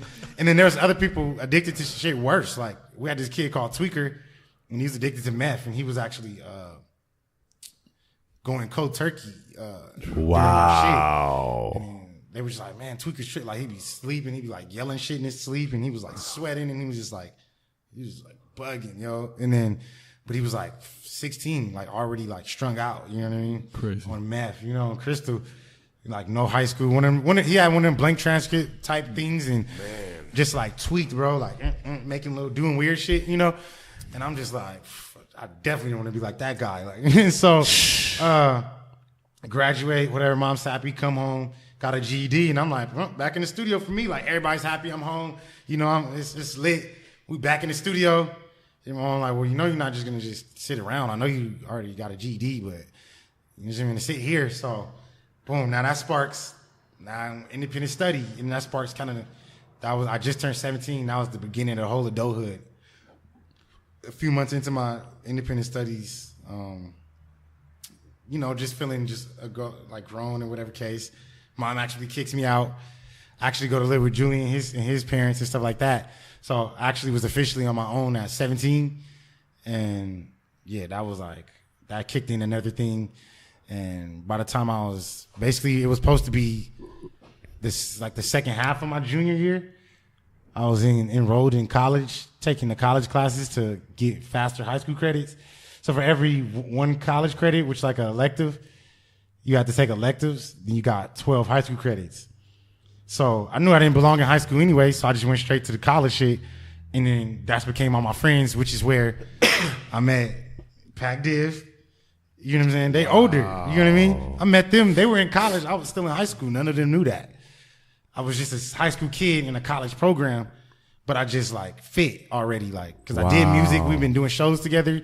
Nobody knew that I was still in high school, like, because we performing at, House of Blues, 21 over venues with them and shit. And then now I'm in college and seeing, now we all chilling, go to the same shit. Swift D, another guy from Lancaster, you know what I'm saying, type shit. And he's really on. He did the Schoolboy shit. Yeah. And so he was, honestly, Swift was the first one that made it. You know what I'm saying? He's the first one that got an official placement where we all was like, yo, we could do this shit too. Possible. You know what I mean? Like that nigga Swift he had like a few songs on that Bobby Valentino album, the first one. And we all used to bump the album. And so he's like, oh, Swift, man, he got an album on he got a song on a dope album. Yeah, we going up. Now we really doing shows in Hollywood and getting out of there and like really spreading our wings and this is all while I'm taking independent study, doing this college shit, and that's when I actually picked up golf too. That's like a random another trait. That was one of my electives, and then I got actually good at that. And they wanted me to play for the team and shit. I'm like, man, they got rap. Like, what the fuck? But it was just my elective, and so what's up? I was saying, but you're still trying to push music now, though. At this point, I'm pushing. I'm a creative director at this point, so I'm just pushing like art in a whole. Like whether it's through someone's campaign, through photo shoot, through lookbook ideas, through the song selection of their EP, through the album art, the cover art. Because when you say independent studies, is this like, get into that a little bit? When I say independent studies, I mean in high school, basically, when you either get kicked out or you just like kind of like homeschool. You're like in this place where you just go to school once a week.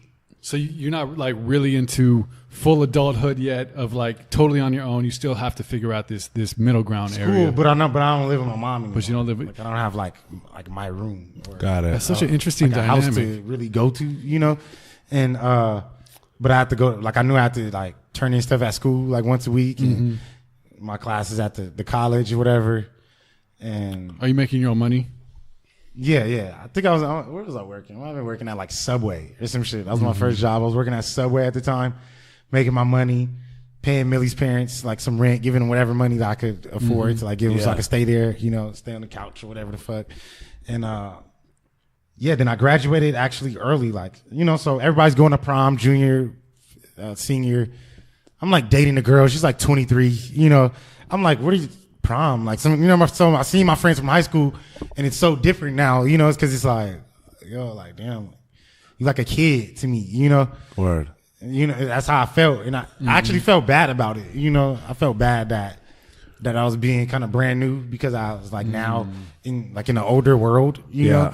I'm like a 17-year-old kid hanging with only 22 to 24-year-olds. Yeah. People got their own apartments, these type of things and cars and, for jobs real. And shit, Yeah. And then, that shifted it and I kind of like left that whole high school chapter behind, like all of it. And, when did it really like take that next step for you in terms of, and not even like on a chronological thing, just on like a life thing where you're like, this is real. I'm on my own, and now I'm really on my path. Because from your story so far, you've had like, it's still moving. There's a lot of motion. There's a lot of transitions. There's a lot of middle area. There's kind of waiting for the next thing to be done.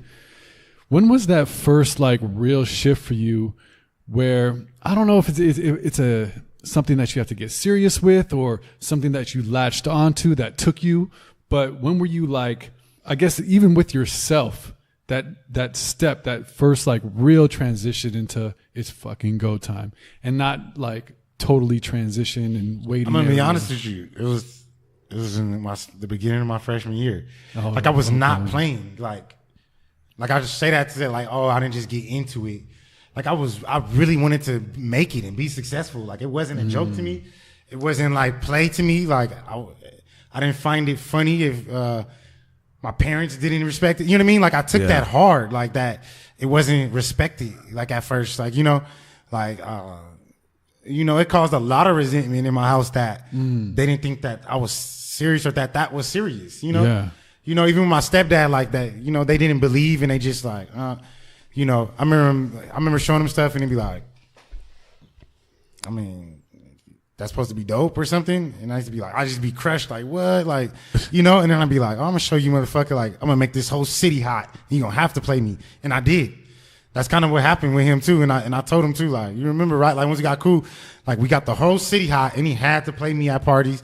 He had to play our stuff, like, and that was one thing that fueled that, was that thing just always like, me and Millie's always be like, man, we gonna show that motherfucker. He don't fucking know. Like, he think our shit ain't dope. Yeah, we gonna show that nigga, like, cause we wanted him to think it was dope cause he a DJ. Yeah. Out of anybody, like, he's a veteran DJ. We wanted him to accept it more than anybody. Absolutely. And then he would just be like, what you want me to say? That's supposed to be dope? Like, some like crazy shit. Yeah. And then we'd be like, and we used to always walk like, man, fuck that nigga. Like, man, watch, man, our shit gonna be dope. Don't even trip, bro. Don't even trip. Like, Millie be like, man, don't even trip, bro. Don't even worry. We're gonna get our shit hot. Like, and we just, like, we were dead serious. You know what I'm saying? I bring him up because he was like one of the only ones, besides this nigga, but he was really one of the only ones that was there every step on that moment where he was like, yeah, bro, we're about to be on. Like, at the beginning of high school, like it wasn't, I'll tell you, it wasn't a joke. So no, you have this entrepreneurial mind. Yeah. But what I'm saying is like you're still going through kind of like these loopholes of you have high school in the way, you have military school in the way, you got independent studies in the way.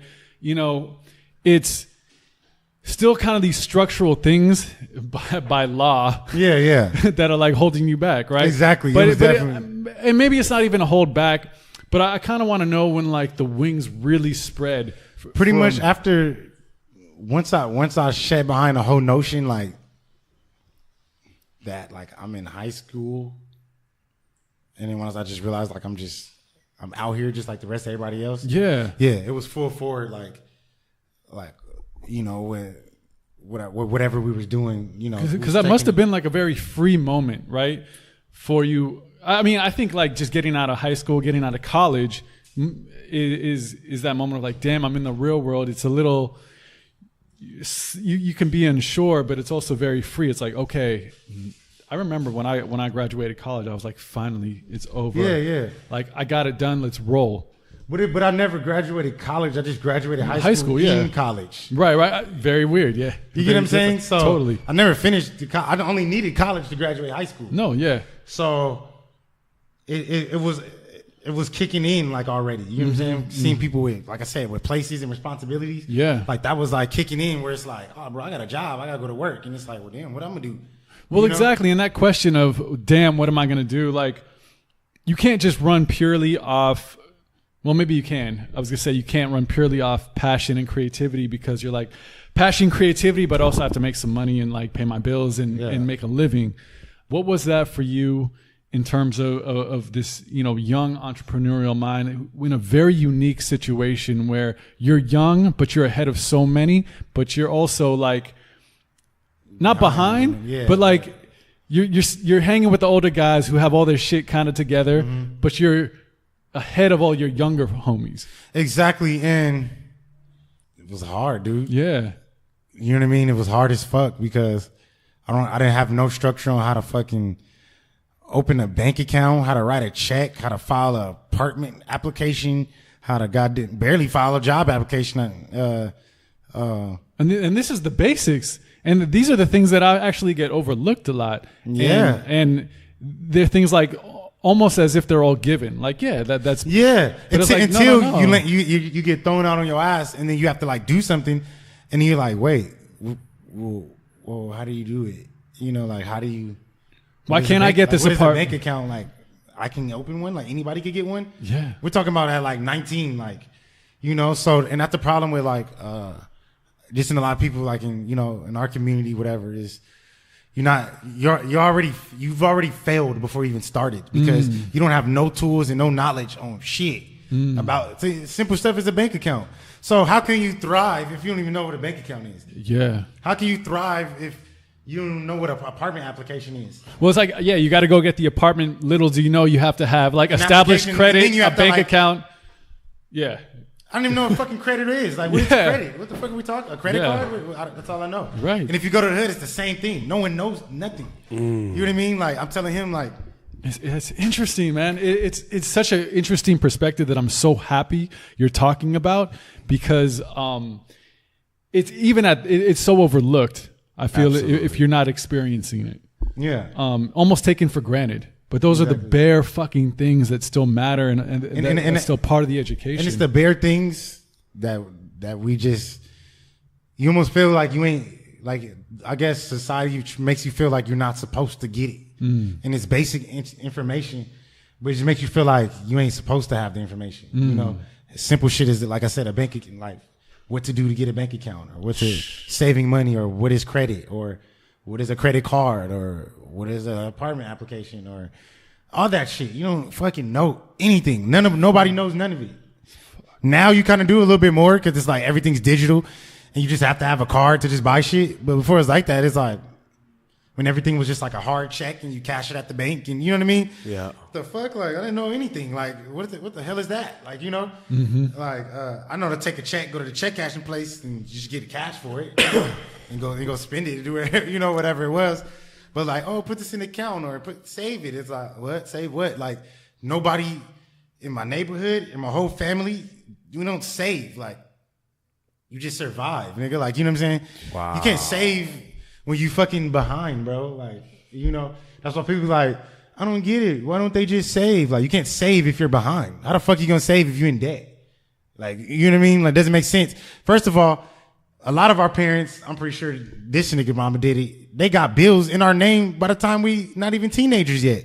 We got past due bills and things in our name. You know what I'm saying? Wow. Before we can even put the shit in our own name. Dog, when I go put shit in my name, that pops up, bro. Like, and now I have to pay the past due. Like, these things, this is like very casual. Like, oh, we past due it, go put it in. And then each person past due would go down the line, all the kids, until we ain't got no more to pass due. You know what I mean? Wow. And shit, who you think credit that going when you grow up? But do you think they know what credit is? No, that's why they do it. You know what I mean? They don't know what the fuck credit is. Like, what is the hell? You know what I mean? Oh, yeah, I know if I put this in a new account, it's going to open. You know, like, not knowing that shit is, once you default that, whatever you do with that, past due that. Now, when I want to go get my shit together, you know what I mean? So that it's like that. And that's a lot of people, bro. Like, you know what I'm saying? Man. Where it's like, you go to go get your shit together and it's like other shit on there already, like from your parents. Like, you know, just because it's like, well, shit, you want the lights on? We need to put the name in your light or the light bill in your name. Like, period, you know? And that's literally how it is. Like, it wasn't like, oh, let's do this to jug. It's like, do you want the lights on? Do you want the heat on? Or, you know what I'm saying? Like, or what? You know what I mean? So, you know, that was that. Cause the only moment, I guess, in a sense, you know, where to retract this whole thing where I guess I saw success or we felt it of our own, I guess, my family. And so I left this, missed this part too. Usually in interviews, I used to not talk about it because my uncle was still in jail and he was like pinning shit, but he was basically like one of the biggest, cocaine distributors on the West Coast. And he actually was rich. And then I was like younger, maybe like between like 5 to like 7. We were still in the hood, but then they actually got out, you know, like my cousin and them, like they got out and they moved to Chino, big ass house. They had like 2 maids and then they had like all these Benzes and all this, shit. And, a lot like my dad worked for him and moved shit for him. And my cousins did. which my cousin, and then so, you know, he was doing that, going crazy. Everything's great. We'll go over there, all the family dinners, all the, you know, a few little trip here and there. You know, boom, feds raid, everything going, you know. My cousin, everything, like everybody hit rock bottom because that was kind of like a support system. Yeah. So that's, to go back, that's what started all the moving is, wow. That, and just like, it just wasn't that safe, you know, to be in one spot for a second, you know. For sure. Because they had a lot of enemies and, you know, on the streets and a lot of shit, you know. Man. It's situations like, you know, being a baby, you know, and then like niggas running up in my like my mom's apartment, and she's with my aunt, and you know my pops in there, and then they was like held at gunpoint, you know, like I was on the floor, and you know tied up, all kind of shit, gun butted, all of that, like where the money at, where it's at, because now you're now attached to like a lit drug dealer, so it's like on some paid in full shit where it's like now everybody want a piece. Wow. Nigga, we seen you pull up with all this shit, you know. So, you know, they kicked down my mom's door when I was like 3. You know what I'm saying? Had them with guns to their head, all that shit. And so that was like, yeah, and then shit real, and then shit, that's when it even got even more bigger after that. And you know, never seen those guys again. You know, when I talked to my mom about it, she was like, we never seen them again. Like, you know, we told him, and we never seen them again. It was like, it was a part where everybody used to hang out every weekend, and then they would be there, and she was like, we just never saw him again. Like, you know, like type shit. And so, you know what I mean? I remember seeing my uncle, like, fucking, I used to go home, he had a Beamer with the VVS's. It was fucking sparkly red. He had 3 Beamers, actually. He had a black one, a white one, and a sparkly red one. And then we was in a sparkly red one. And, cause like they say, like, oh, it's only ball players and drug dealers. Like, that's what he was. Like, that was like making it. You know what I mean? Like, and niggas just didn't ask where the money come from. They just took it, accepted all the gifts and all that. Like, you know. Yeah. And so we riding down and we'll make we'll bend little corners and pick up little shit, little bags and little fucking brown paper bags and shit. And I'm just like, yo, I'm just riding, just happen to be like, yo, this shit's tight. We in there. You know what I mean? My mom drove a fucking beat up Datsun. You know what I mean? That's how, like, you know what I mean? Like, niggas is broke. So we like, nigga, I'm in clean ass whips. Like, nigga, we living, like, you know, we rich now. You know what I'm saying? Cause we looked at that like, nigga, we all rich, you know? We all lit, you know? And so, seeing that, and then, you know, growing up realizing like what that even was, like he picking up money, dropping shit off to different little spots, different little shit, and I'm just riding around with him, you know. I see situations where he fucking smacking people up, they owe him money in front of all my cousins and shit. We just sitting there watching TV. You know, and then my aunt was like, she's like the most like hood one, like out of like all my family, you know, and then she was just like she was the ride or die, you know. And so when everything went down, like they lost everything. You know, everything was seized, like all those cars, and so boom, another lesson, niggas. That ain't the way to go. Like it all can be taken away. You know, You think you on top, you think shit is, you know, you're just riding in the sparkly Beamer with the VVS's, and you don't have nothing. You know, and that was a reality check for all of us, and that never left me. You know, never to this day. It's like that fast money shit, or even just anything. Like all the shit could be gone. You know, like. Yeah. It's all can be taken away. It's all material shit that can be stripped from you, bro. Like you could have a million cars, a million this. Like someone can just take it in a day. Like move all your shit out. You know, like it's nothing. Like it's just scrap metal. You know what I mean? Like what's millions? That's what it was. Even sends to like doing some shit for fast money. What's millions when you have a sickness that is uncurable? Yeah, exactly. You know what I'm saying? Or your family member or your child or, exactly. Or something like. Because you're like, oh, I just want a Benz. Then it's like, no, I need the white one. Yeah. Right. You know what I mean? Like I saw my uncle do this shit. Like, you know, the ignorant. It all piles up. Cycle of it all. You know what I mean? Like I want a Ducati. Actually, I want the red one too. And then the yellow one. Oh, now I want a dually. Actually, I don't want 2 dualies. What are you going to do with 2 dualies? With 4 wheels on the back, taking $1 million gas, like, you know?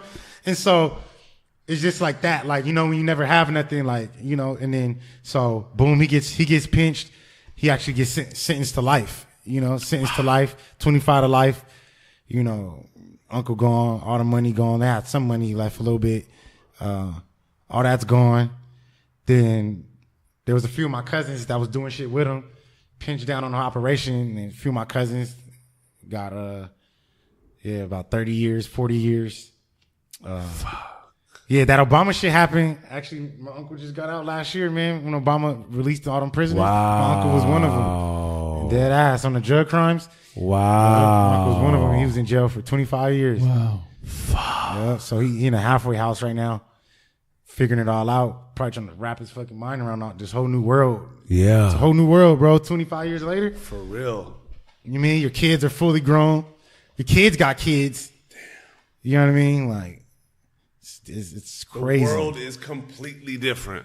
Oh, yeah. I mean, there's phones and like, if you were just talking like technology, you know what I mean? Like, not even talk socially or politically, like, For real. it's all different. You know, the value of money, like all of it. Like, and yeah, so, you know what I mean? So as you can see, there's just this cycle. Like, my whole shit is based on breaking these cycles and these fucking, these stereotypes, bro. That's why it's like being around all this shit and being able to go further into being around shit, being around billionaires, you know, multi-hundred millionaires chopping it, you know, having my friend being in NBA. And so then we go later. I'm still trying to figure out, this is about like 2007. He's in college, and then I was even more at the Goldies more. And then I lived like with my cousin in the hood in Inglewood. Like, I had to go live over there. You know, getting banged on every day. Like, that shit was a whole nother thing. Like, I hated that I had to be back in that, you know. And it was like people still, I'm like, damn, people still like this, you know.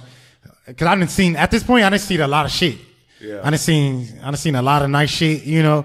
I done seen some shit. So I'm not like this little naive little boy no more. Like, and you're starting to pave your own path. Yeah. It's not like you have to be there necessarily. Exactly. It was just like circumstantial, like fuck, you know. Like, yeah. And then you're there on your terms, but you don't want to be. Yeah, exactly. Yeah. Which was like, I look back, that it sucked, but it helped a lot, you know, because it created like this like solidarity that just like helped me just like believe like in myself, you know what I mean? And it's crazy because the two albums that got me through like those times is Kingdom Come. That's why I said it's my favorite Jay-Z album. And The Roots. I can't fucking remember the name of The Roots. So those are things that kind of like definitely like pushed me through. Boom, start getting in producing. And like I just think, like I said, I'm fully dedicated to everything. Going through all the bullshit, where I'm gonna stay, where I'm gonna live, still fucking full steam ahead. You know, like, you know, we'd be in sessions with like, at this point, like now we're like writing for different people. So it's like going through where I'm staying, but be in sessions with like dope people like Brandy and this person.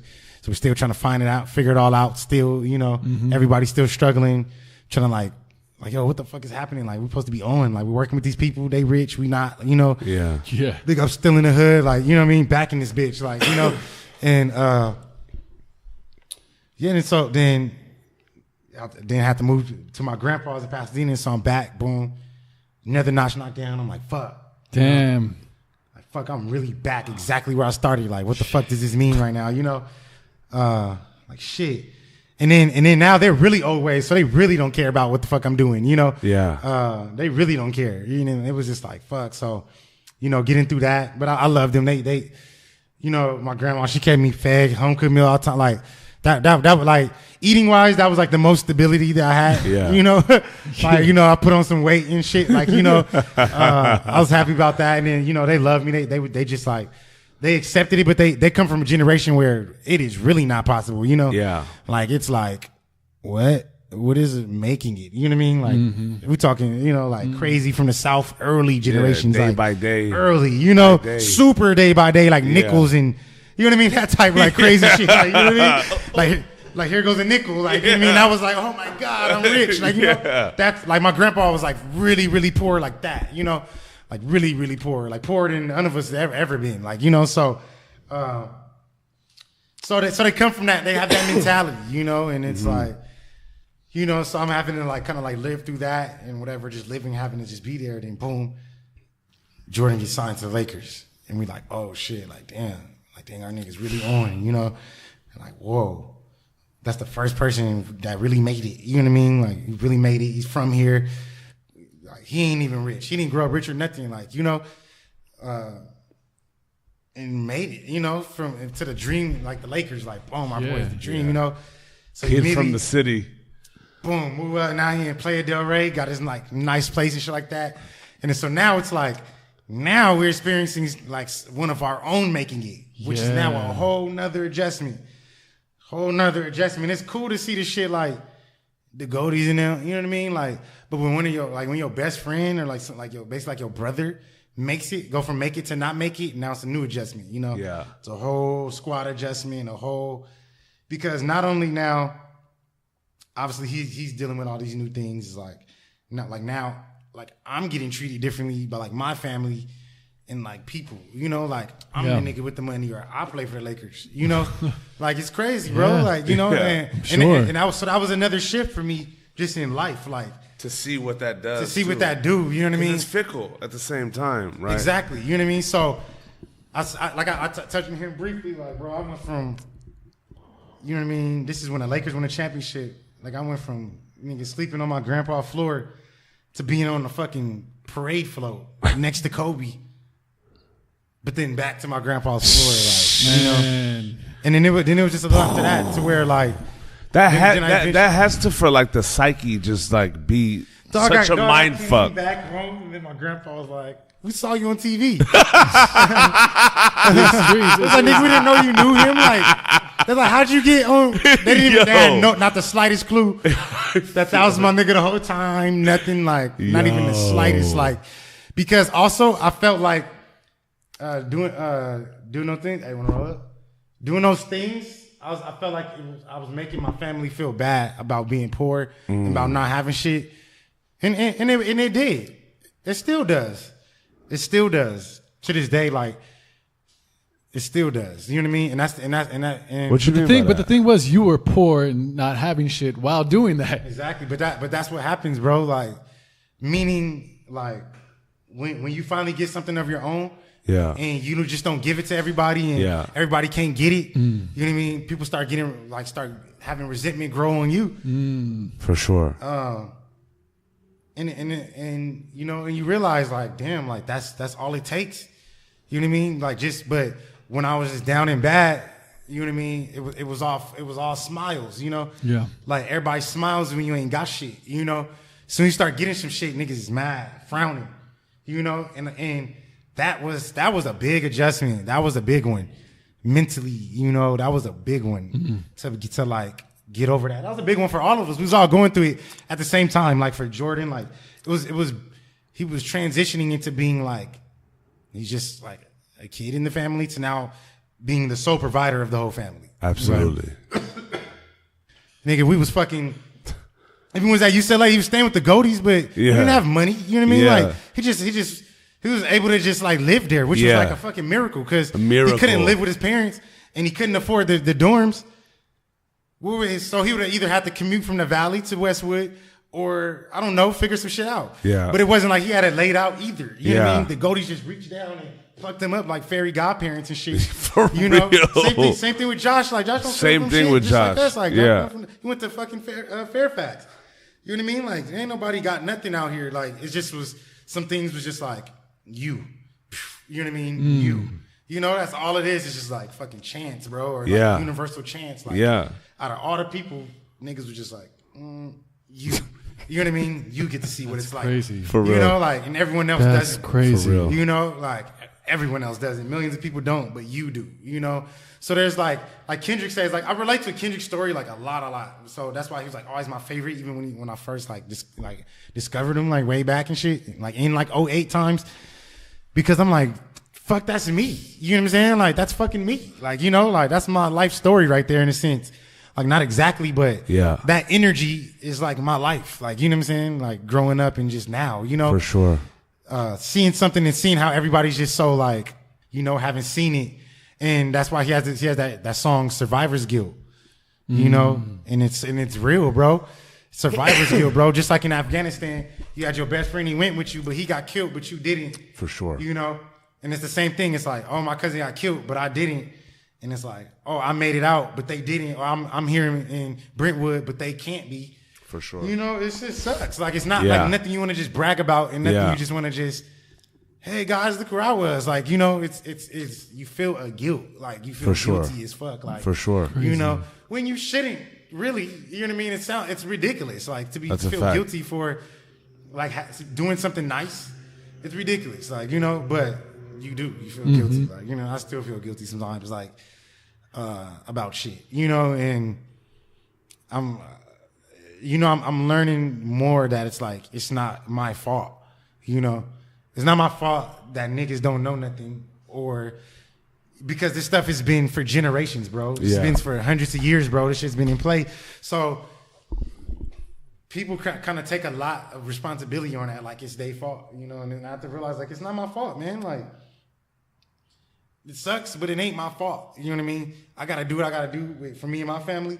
It ain't my fault why people was trapped. Like, I'm sorry. Like, you know, like, it wasn't somebody else's fault while I was there, you know? Like, so it's like you only can do so much until you can do a lot. You know what I mean? But it's like, so that's why I shed a lot of the guilt too, even with my own family. Like, it's not my fault. You're not where you want to be. Like, I know you want to, like, try to pick up blame or, like, project the energy off, but it's like, it ain't my fault. That's a huge thing to get over or even move past. You know what I'm saying? Just like that type of guilt, because it's like so many people expect something, right? What was it like for you to go through that and then come out on the other side and be like, look, first of all, you guys are seeing it way differently. Secondly, how the hell am I going to help everybody else when I can't even help myself fully yet? Like, what is all of this? And that's the time when, like, Facebook is like king at this point. Yeah. It was, I tried to tell them, but it was hard for them to digest it. Just because he's younger, we stunned. This is them, the Ledoux days I'm telling you about. This is the time. So it's like, we had Ledoux, we here, or we're just doing whatever here, there, at all the games, at all the shit. So I'm telling you one thing, but then you go on social media and you seeing differently. So that's when perception kicks in, you know? And it's like, but I'm telling you, I don't have no money. You know what I'm saying? And I'm telling you that I don't even have money to eat. And I'm telling you that maybe can I borrow $20? Like, I'm like, you know, I hit my mom for money and she used to be baffled. Like, and I used to be like, bro, like, what do you think is happening over here? Like, you know, this nigga's not our dad. Like, you know what I mean? Like, when nigga go on the road, he's not like, here, left some money on the table for you to eat. Like, we grown ass people and shit, you know? So he's like, you can stay here and you can, and y'all can focus on y'all music shit. That's why we love that nigga, because he let us focus on our music shit and gave us, like, a good neighborhood and a good home to be in, like a nice house, you know, to really feel like, for the first time, what it feels like to live in there and, like, really nestle in and be like, yeah, nigga, this is what it is. Like, you know, he used to come over all the time. He used to be like, man, nigga, we like, nigga, like nigga, we home, like, you know what I mean? And it's like, you know, we is, you know, and so, and then, you know, so kind of after that prepared me, I guess, in a sense, like, for, like, success, you know, and, like, what's to come of it. Yeah. You know, like, how people switch up, how people move, how people be all on your dick, how girls be all on your dick, how people act like they know you, how people get jealous of you, how people resent you, and, like, mad lessons, you know what I'm saying? Just, for sure. Wow. You know, it changes everything. You know, people say it don't change. I feel like it changes the people around you more than you. Because people be feeling like they don't know how to come at you, you know, and you be looking like, bro, I'm just me, but, like, with more money and experiences, like, but I'm not, like, stunting on you, you know, like, I never, even when I go to all my family shit or whatever cases, like, they have this, like, whole perception built up, and it's just like, yo, chill, you know what I mean? Like, I'm not him, you know. Like, you're buying into this whole thing that everyone else buys into. Like, it's supposed to be like, you should know me. You know what I mean? Yeah. But it starts getting blurred, you know, and it's like, sure. You know what I mean? I'd be like, yo, like, that ain't real. You know what I'm saying? Like, you know, I've had a conversation with my mom, like, even recently. And I'm like, I think you're caught in this perception. You know what I'm saying? Like, you have to understand that like, mom, that's not real. You know, like, You know, you have to check in with me in real life to figure out what's really going on. You know, you can't just log on Facebook or Instagram and be like, oh, my son's doing it. He living his life. You know, no need to check in. You know what the fuck I'm going through. You know what I'm saying? You know what people are going through. Sure. That external facade is a fucking You know what I'm mirage. saying? And it's not a facade that I'm creating. I'm just living my life. Like, you know, It's the perception. The perception of external is a mirage anyways. Yeah, you know what I'm saying? You know, it's like you ain't talked to people in months, and they like know all this shit, and it's like, well, you couldn't have built that up because I didn't tell you that. Yeah, because I ain't talked to you in months. So, how can you feel away and say a thing when I didn't even tell you that? Like, you know what I'm saying? Like, it's not my fault that you thought that, and it's like, but it's like, bro, it's not real. You know, like I'm not one of those guys that's like that tries to carry it on. Like, if you get it calm, like, bro, like chill, like it ain't. I don't know what you're perceiving, but that's not what it is. Like, you know what I'm saying? I don't know if I made you believe a thing, you know, but I didn't tell you to, you know. Well, I think it's also hard for people to see one thing but understand another. Like, I think perception's a very tricky thing, kind of like what you were experiencing when you being on the float with in the parade with Kobe, but being at your grandfather's house. Like, those things, it can make you easily seem like you're doing things. And even what you're experiencing with Jordan and in this kind of like new life that you're introduced to, even living in the house, knowing that it's not really your place. Like my whole family, exactly. You know what I mean? But you're entrenched in this life. You're experiencing this. It's sparking here.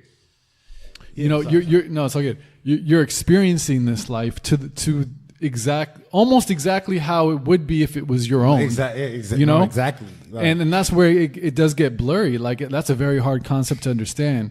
It even gets blurry for yourself too. But we had constant reminders, like, you know what I mean? Like, military, we do shit like we had no money to eat. We used to sell our clothes to, like, Buffalo just to get like gas money and shit like that. Like, Jordan, he had bought us a car so we can like get to our meetings and our sessions and stuff. And he was always a super believer, which is that's what we love. That we love him to this day. Like, he super supported us more than did anybody. Like, 'cause he's the first one to support us financially and with our dream or career or whatever it was. Yeah. And what did that do for you in terms of how you saw yourself and your career, being so close to something and entrenched in something so successful, and seeing like, wow, this is the possibilities right in front of you? Oh, so when we went, so now at this point, we're now in, you know, writing in sessions with like Polo the Don and Timberland. Like at this point, when that whole switch happened and I got through it, the other end, like it all switched. You know what I'm saying? Like, meaning like even like the career aspect of it, like kicked up, like boom. So now we're in like, so as soon as we moved into like, oh, now we're living in this house and we're living kind of like this life, would immediately like the career stuff like almost matched it almost immediately. Like, you know, we're writing the sessions for Atlantic and Polo the Don and Timberland, and we met Hit Boy at the time, and we're doing different stuff with him and Brandy. So the momentum for you was building too. Yeah, exactly.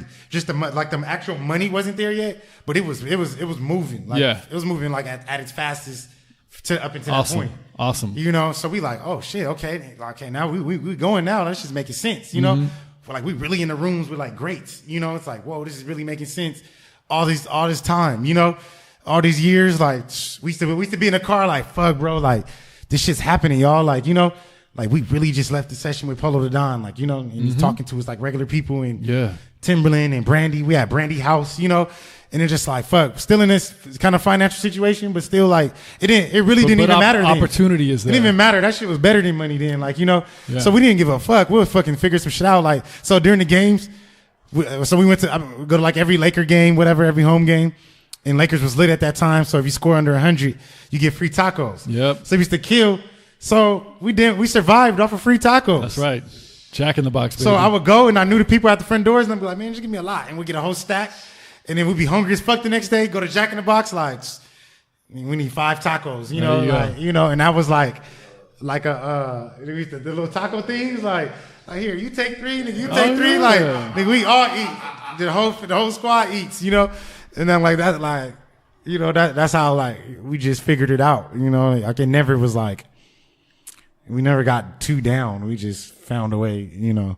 It never was so bad, you know. Our net like just where we lived and how our life was going, like worrying about that was very small at that time. I didn't give a fuck. Yeah. So many other things. I didn't give a fuck about money. Like at that time, if I made it and how much I made, if I was gonna be rich, I just was like, we already doing it. In a sense, it's like, so another answer to that question is like now walking into these situations and sessions, you kind of got more of a backbone. Yeah. Because it's like, well, I live in a $2 million house. You just got to deal. You know what I'm saying? So it's not more like, oh, thanks, man.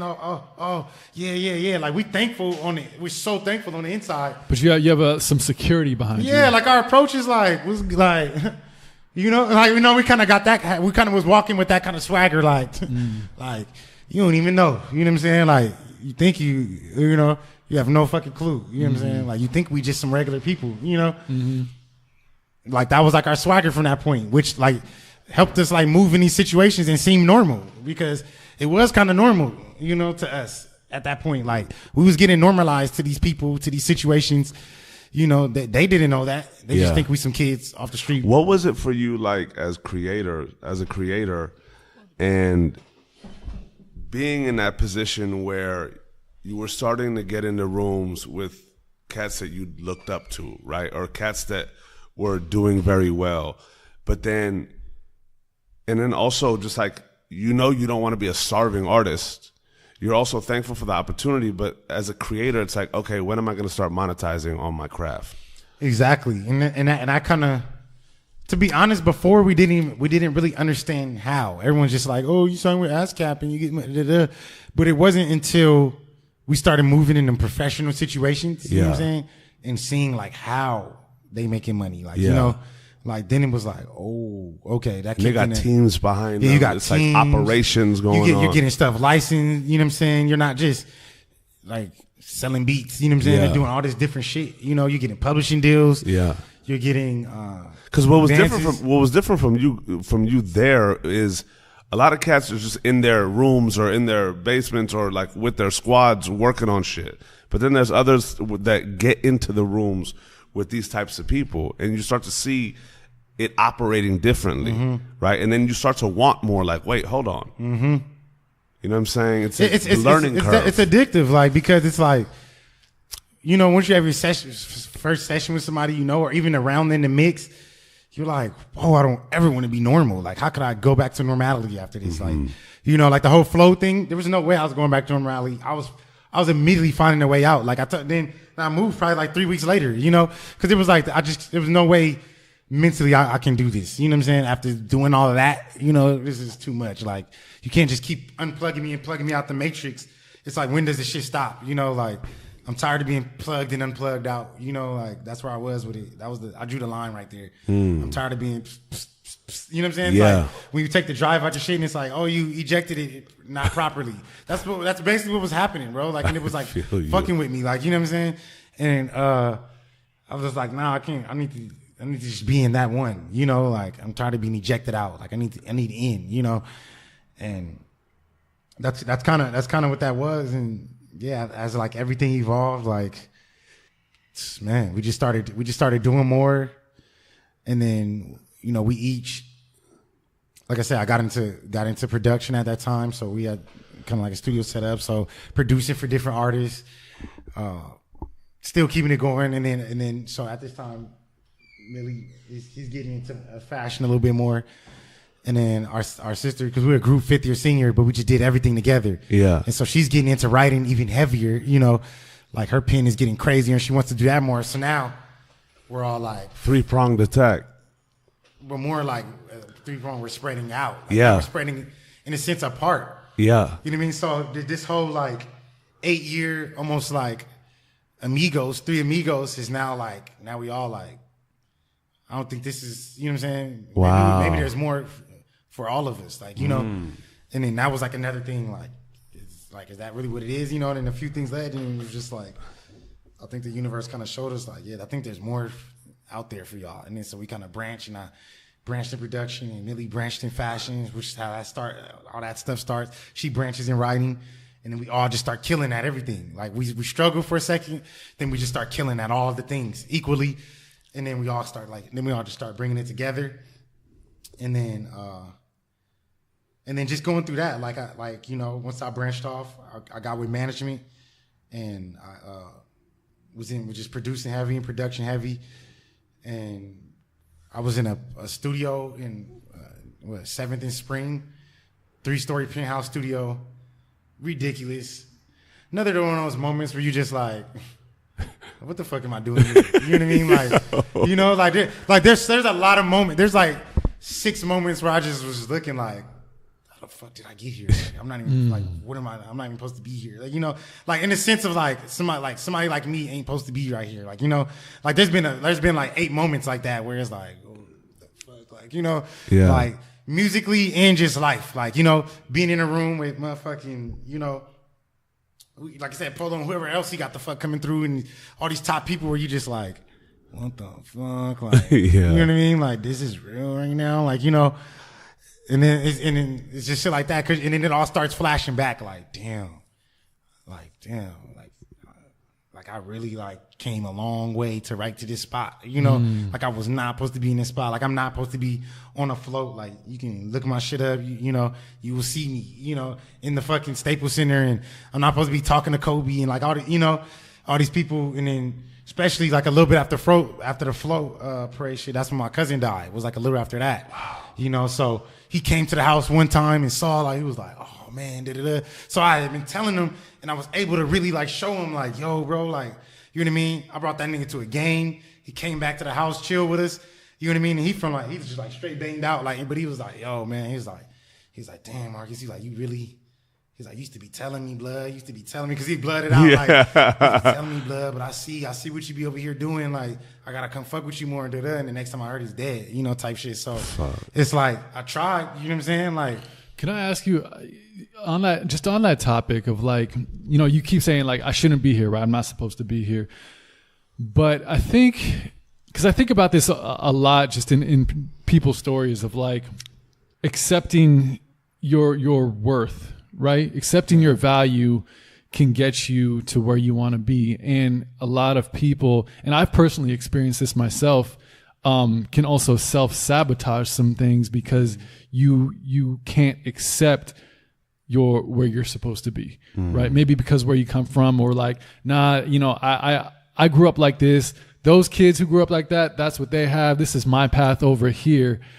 And that can kind of bog you down and kind of keep you, it's a weird psychological thing that happens. And so, you know, but I think from that moment where you first went to the Goldie's house, and that huge adjustment, like quickly, maybe subconsciously, I'm not like psychoanalyzing you, but like subconsciously gave you that acceptance of like, no, I'm going to put myself in these situations and try to find some type of comfort in this and acceptance in this, even though you're not actually balling out in this.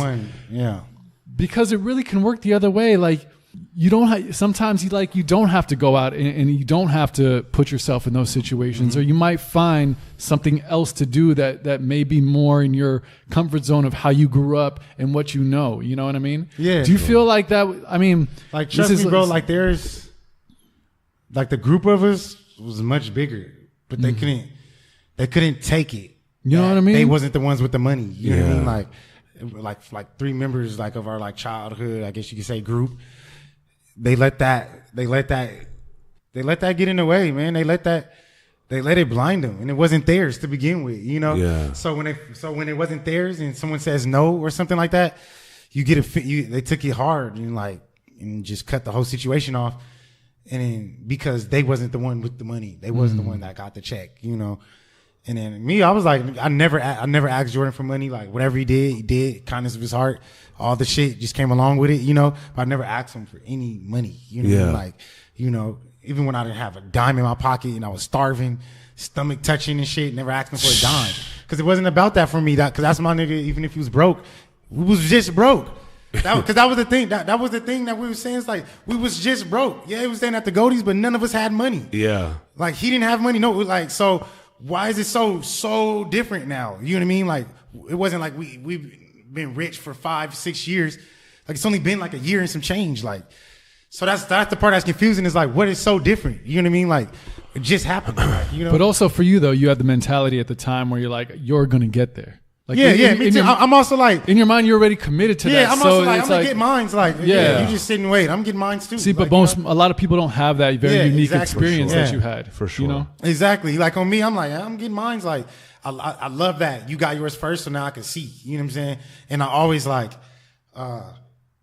ask him about finances and how he does his things and moves his money around and what he puts his money into, because it's like, when I get my shit, I need to know what to do. You know what I mean? For See, sure. that's the thing. When you get it, it's not a if. It's not a. Exactly. It's a when you get it. You know what I mean? Yeah, because it's like, they don't like other like like thing is I have like my whole creative like fam and friends and stuff like that. But then like with them, there's like I have a whole like. These are like young business sharks, like side. You know what I'm saying? Like now, like most people don't even know I have this whole other circle that these dudes are just business sharks, and I'm just like, I'm like the artsy like, oh, that's cute in a sense, like, you know what I mean? Yeah. But then on my side, it's like, oh man, you doing it, man, you killing right now, you know? Yeah. But then I go over there, then they're like, pulling up the i8s and Mercedes GTs, and it's all. You know what I'm saying? It's all relative at that point. Like, for sure. Well, y'all like creative people think they're cool until you like pull up to the guy with the GT. You know what I'm saying? $200,000 car, and it's like, real. What's cool? You know, like, so you start thinking, and so that is, being a fly in the wall in that situation, and learning from them and how they built their businesses. From the ground up, coming from nothing, you know what I mean? Helped me a lot with what I'm doing now. And I still get advice from them, cause they did it. Like, you know what I'm saying? They ain't basketball players. They're not rappers, they're not drug dealers. They're regular people with an idea and a vision, and they brought it to life and made millions from it. Like, and it's pushing it and get up and go to work every day. You know what I mean? They on beaches chilling, like they work every day to have a GT or an i8 or a Range or whatever it is. Like, it's really cool to like aspire towards that, but are you willing to sacrifice for it? Yeah, exactly. Which a lot of people don't. You know what I mean? And I tell people, like, I have this, I guess what you call it, this confidence, this chip on my shoulder, because I sacrificed everything. Like, like everything. Like, I don't, you know what I mean? I don't have much, but my daughters. Like, sacrificed friendships, relationships, money. Like, it's all been thrown in the fire, the sacrificial flames. Like, I've all been willing to let it go to become successful. You know what I'm saying? So how'd that affect your life, your daughters? And especially in like the turmoil of constantly striving to make it, but also knowing you got to go through hell and back to do so. Like when I found out I was having like my daughters, it was just like, at this point, I'm kind of finding my path.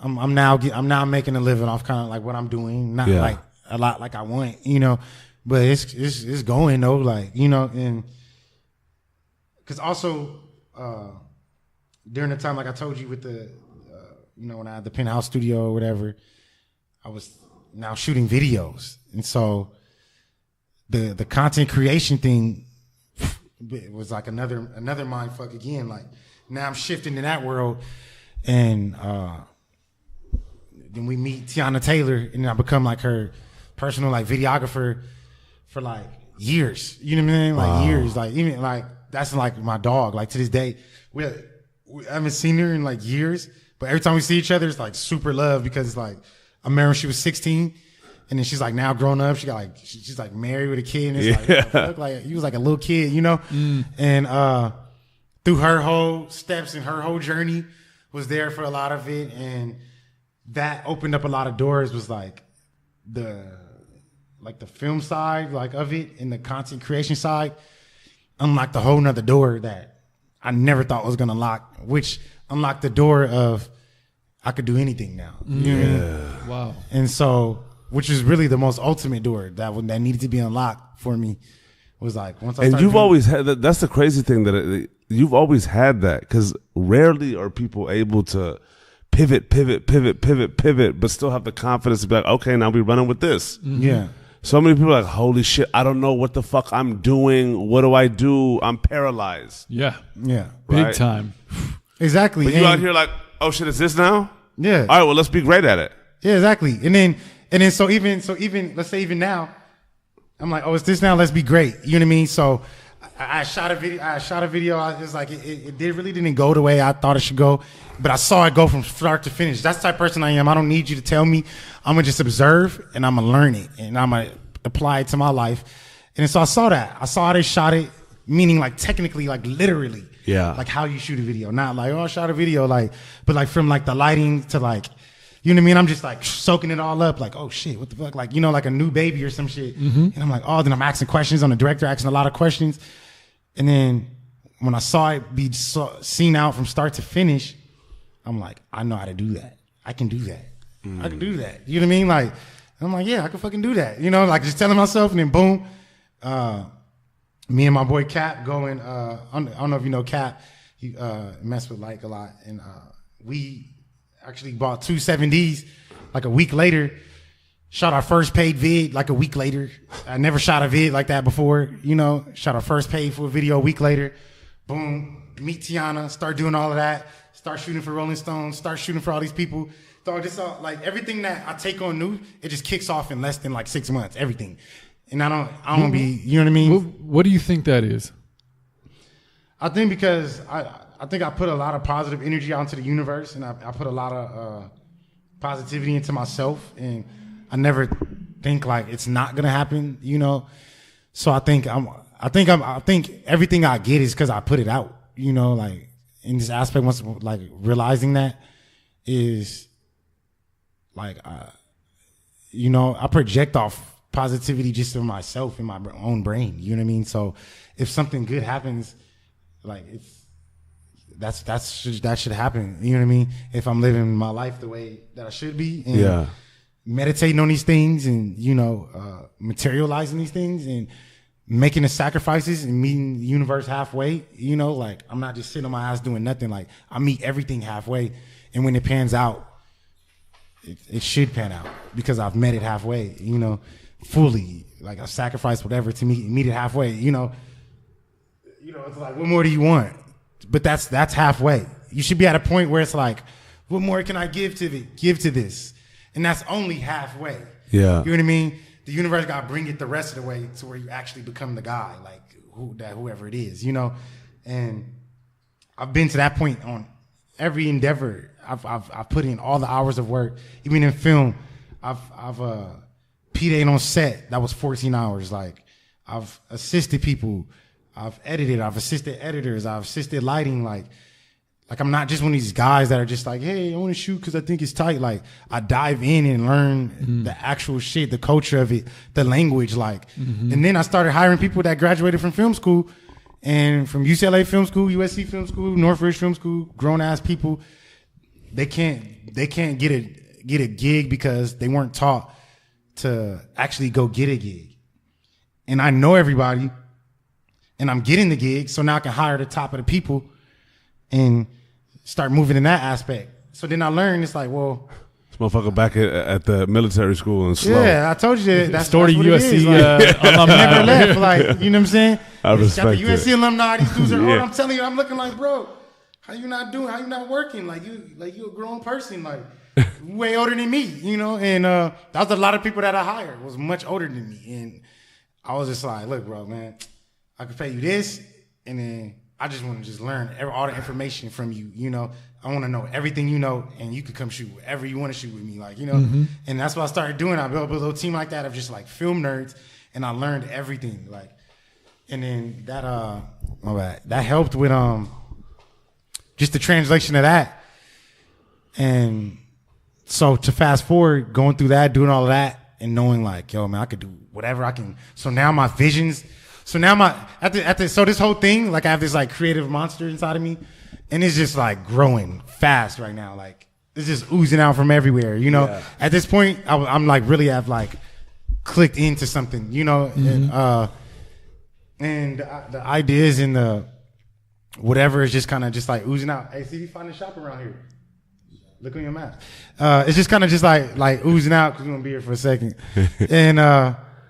So it's just creativity is just like oozing out from me at this point. Like I can't even control it. I'm trying to like find ways to like outlet it, before I go crazy. It's like now like affecting me, like my mental, because I was like seeing, once I opened up the film shit, then I started like seeing just like life differently. Like it just, everything was like becoming like a scene, and like, I don't know, it was just weird. And then it was like, I was trying to like keep a grip on like reality in a sense, but I'm just like, fuck, I'm not outletting enough. It's like piling up. I can feel like this, like, it's like this tension in like in my chest, which just gets this like creativity or something. I don't know, but it was just like you know what I mean? It's like your chest is tight, and then so I needed more shit to outlet, and then because the film shit was like I was getting immune to that. Like my brain was getting immune to like getting my vision off, you know, because I was just like addicted to that, like thinking of this thing, but then like making it like this real thing that's now like on YouTube and like blogs and shit, and it was like,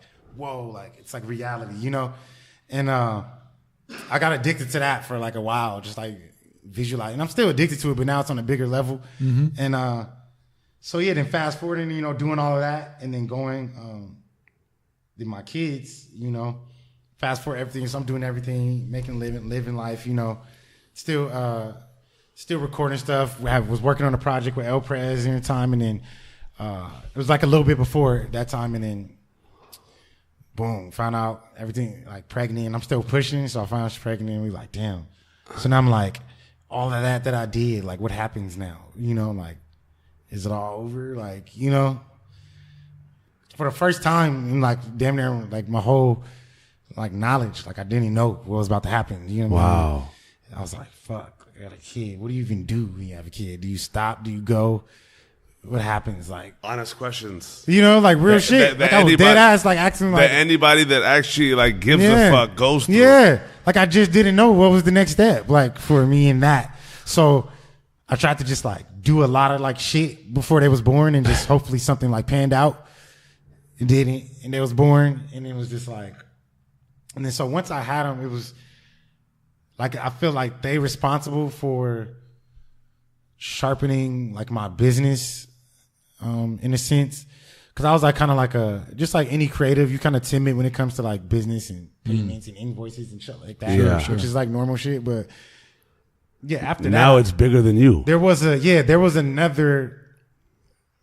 another somebody that jumped in, like again, like the old Mdot wasn't him no more. You know, there was traits and like traces, but as soon as I saw my kid come out, that was gone. Like the old me was over. Like, and you'll hear people say that, like, you know, I don't know what it is, like what that means, you know, but it feels just like you've been swapped out for like a more responsible version or some shit. Like, I don't know. It's strange, bro, but almost instantaneous though. Like, it wasn't like it kicked in a little later.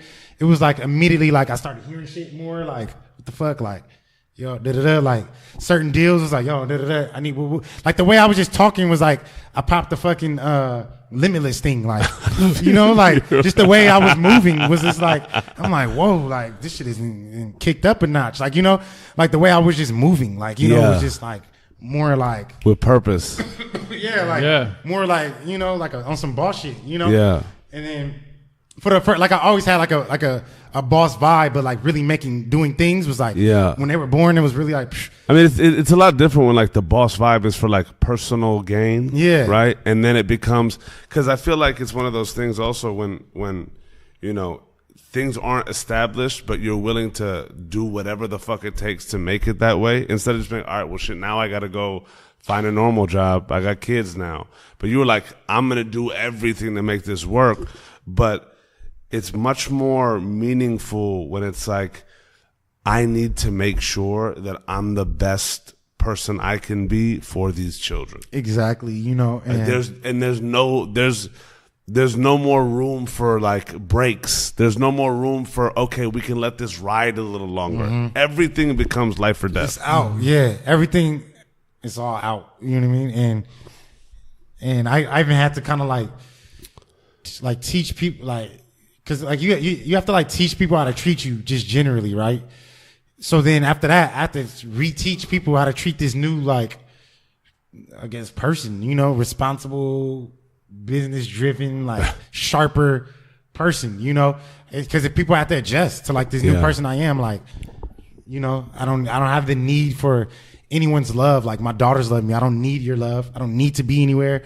I don't need to do, you know what I mean? So that kind of is, it's a little off. Like, whoa, you know, okay, this nigga different. He different for sure. Like, you know? Yeah. And so I kind of just have to let people know, like, yeah, like I'm different, you know? Like, this is what it is now. You know what I mean? If it's too much, then it is what it is. I understand. You know,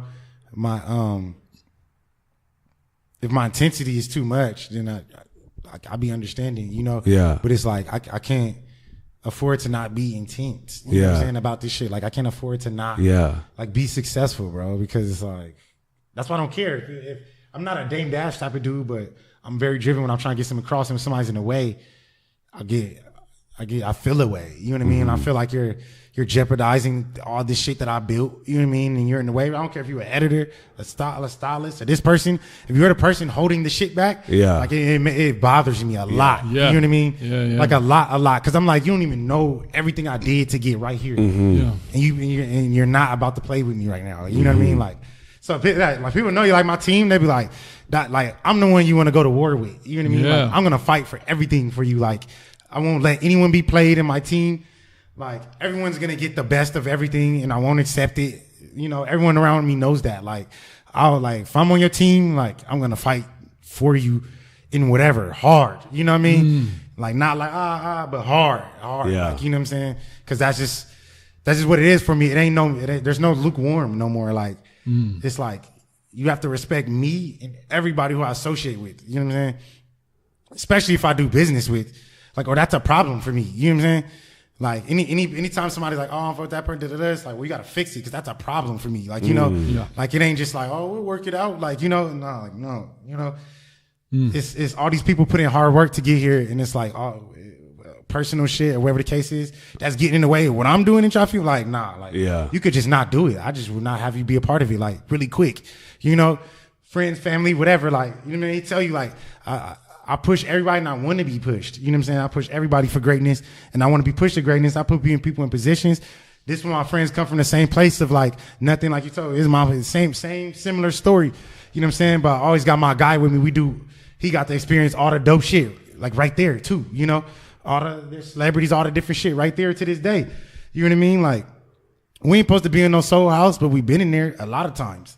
You know what I'm saying? They can't take that. No one could take that away from us. Like, you know, or from me or for whatever. Like, nigga, I don't just get on and leave. I always put everybody to see the same thing that I just saw, you know? So, and however that helps you, cool. It's going to help somehow. You know what I mean? So it's like, you also just got to be willing to put the work in, or it's like, exactly. You know what I'm saying? Or you could be a tourist for the day. Exactly. You know, exactly. You be tourist, or you know, you take what you do with it. But I know that exposure is key. Exposure to the things are key. You know, and if you ain't exposed to it, I'm gonna tell you to go get it. Absolutely. That doesn't make sense. You know, that's the biggest point. Like, I mean, at the end of the day, we need to empower those around us, right? On our team, and especially I think one of like the cultures of entertainment do such a poor job of empowering the younger class, because it's such an environment of like, pay your dues until we don't need you anymore, and then hopefully you'll find your way. If executives are in this game, like, look, this is how I got here. If motherfuckers weren't scared to lose their shit, these industries would be in a lot more robust scenario. Exactly. Because it's like, big time. As a leader, in my mind, it should be, there's no way my young buck is going to surpass me in work ethic, in the fucking time that I put in the relationships that I've built. But if I bring you on and you show yourself the work, like you show me the work ethic that you have, and you're willing to like really build for this and die for this to become great yourself, I'll give you the access points to cut a little time in your journey. Like, I'm not going to put my fucking foot on your neck and say, just keep going. I'm going to empower you because you're going to be an extension of me. Exactly. Right? But people don't see it that way. And even with the homies, it's like, motherfuckers be expecting shit, bro. Like the handout or the this or that. The only thing a motherfucker should expect from somebody else is that they want to be great. That's it. If you want to be great, we're going to be cool. If you want something else, then we got to just figure out another scenario for you. And which is fine. If at your every waking breath you don't want to make it and you don't want to be successful, that's fine. Like, Because that's just normal people. I get it. Like, everyone isn't like that, you know? And that was another thing, too, is like understanding like everybody's not like me or like the next person. Absolutely. So it's like I can't look at this person like they don't get it. Yeah. Because everyone ain't like me. You know Yes. what I mean? Like, I'm different. I ain't the same. I just For had sure. a whole lifelong of these hyper experiences, you know what I'm saying? And that's what expedited my process. I can't say the same for everybody. Absolutely. Well, there's something to be said for that, because even if you have it in you, it can also, if people around you don't have it, you're like, yeah, that's fine. But sometimes, because this is something I've experienced too, where it's like, I gotta slow down a little bit because I gotta like compromise with these people who maybe aren't as driven as I am, or man, I'm coming off as too serious. I don't want to be that dick. I want to like, I don't want you kind of have you dealt with those like weird things? That's what I'm saying. And then like when after the girls, I don't care. I don't care no more. Yeah. I'm just a dick. I love that. And there's those moments, bro, where it's like we blindly want to help everybody and like carry the whole weight of the world on our shoulders. And it's coming from a good place. You're not an asshole. It's just like, yo, I really need to get somewhere. I'm sorry to cut you off. No, for sure. No, but that's the thing. Like, people like misconceive that loyalty as being that. Right. Like, for me, loyalty, like, you put somebody in a position, I'll put my hand out if you get to this area. Yeah. But how I'm not going to go all the way over there and pull you. I'm not, you know what you're not going to be on my back and be like, pulling you up. Get over here. Like, I used to tell people all the time, they used to be like, oh, man, give me tickets to the game, or give me tickets to here, or give me tickets to there. I tell people all the time, if you can get there, I'll get you in a dope-ass place there. You know what I'm saying? Yeah. But I can't get you there. Yeah. You know what I'm saying? Just like, okay, we got acts that's performing at, for instance, Flog Knock. I can't get you tickets to Flog Knock. If you get to Flog Knock, I can get you backstage. Yeah. Now, if you can't get to Flog Knock, that's not my problem. Yeah. I'm about to give you even more than that. I'll get you an exclusive look on everything. You just got to get there. Mm-hmm. You'd be surprised how many people won't get there. For sure. You know what I'm saying? Because the expectation. At the end of the day, bro, in the same time, it's one of those things that like you just realize through life is that you cannot affect those that want to make greater change. You cannot affect change or be there for all the homies if you're not great yourself. Yeah, exactly. There's no way to break the cycle or perpetuate some positivity if you're not at that unlimited level yourself. Yeah, exactly. That's not you. There's a beauty. There's a selflessness in being selfish with yourself. For sure. Because that's the true meaning of selflessness, bro. Like if somebody becomes as great as they possibly want to be, they're able to help those around them far more. Definitely, because it's like, no, but my happiness is key, bro. Like, I don't care if you're my girl, mom, whatever. If you're affecting like that, like in a long-term aspect, it's like I got to step away. And bro, kids will switch that into gear real quick. Yeah, exactly. Especially for a motherfucker, like especially for present parents. Yeah, you feel me? Like I got friends that literally like have kids and they hit me up about what club to go to. I'm like, bro, like what? Yeah, club? Bro, be with your kid, bro. What the fuck? Exactly. You never find me at the club, I have a baby. You feel what I'm saying? That's what I'm saying. And I'm telling you, bro, it's crazy. It's like you trying to go where? Yeah. Like even cats that be married with kids. It's like, yo, bro, like let's go talk to girls. I'm over here feeling weird. The homie's trying to like pick up on a chickie. I'm like, bro, aren't you married with 3 kids? Crazy.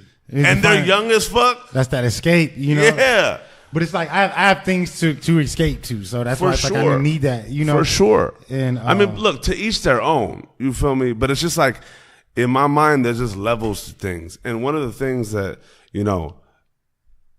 I don't have kids, but one of the things that is kind of like in the way that we see these things is that when you bring somebody else into this world, it's no longer about you. Mm-hmm. It's about that seed. Yeah. You know what I'm saying? And like there's a drive unparalleled to that which we have for our own when we think of bringing somebody into this world. And I'm fortunate in like the opposite of like I have parents that were very present. Yes, they sacrificed their fucking lives for me, but yes, I also saw that. So for me, instead of me having a chip on my shoulder of like I'm gonna do everything possible to like not be like my parents and be way better, yeah, there's certain instances in my parents' relationship that I learned what I didn't want in communicating with somebody else. But when it comes to like the type of love that one had for their child, that's only just gonna get better on my behalf. Yeah. Because I'm like, shit, like you really understand what a parent will sacrifice by them doing it and also by them not being there. Yeah. You know what I'm saying? And then, you know, and what was crazy too is like, you know, I felt like definitely you wasn't prepped just because of like I wasn't taught like how to be a good parent. You know, like I told you, my mom wouldn't like. But nobody that has a kid knows what the fuck they're doing. Yeah, no, it's exactly. And then, but even worse, I didn't have no examples. Yeah. You know what I'm saying? Right. I didn't even know what the fuck it looked like. So just 2 years ago, I'm still on. You know what I mean? Like Yeah. I seeing things like, okay, it seems like what it's like, but then you find out like that's all fucked up. Then it's like, well, damn, what is it like? How do I be like a good dad? Like at this point, I still ask myself the question. But like, bro, at least you're asking. yeah, exactly. You know, You feel me? like I'm doing everything, providing, do everything I do, but then I have to figure out like the way I can is to be like the best like I am, and they look at me like, damn, like my dad went for it, he going for it, like he lit, he got business, like, you know what I mean? Yeah. That's the way, you know what I'm saying? It's gonna kick in right there, like, okay, yeah, he paints, he does this, like, oh, I want to do that, like, you know, because their mom was a singer songwriter, so it's just like creativity is just like kind of like in them. Yeah. So that's another thing, seeing it come like out of them, and then just like wanting them to. I'm immediately tapping into it because I know it wasn't tapped in for me. So now I'm immediately tapping in from jump. Like anything they seem semi interested in, they're in dance. They're signed to a modeling agency. They're in acting class every Sunday. I love it. Every Saturday, because it's just like, you know, they really gonna know what's up. You know what I mean? Like for this whole life that I didn't know, and I was just like kept in the dark about so much. They're gonna know everything. You know what I'm saying? Beautiful. You know, so I think it's like a chance to like give somebody like a productive life, like a fair start. Is like what I feel like I'm doing with them, is to give them a fair start at like taking control of their life. Yeah. You know? How's that affecting you?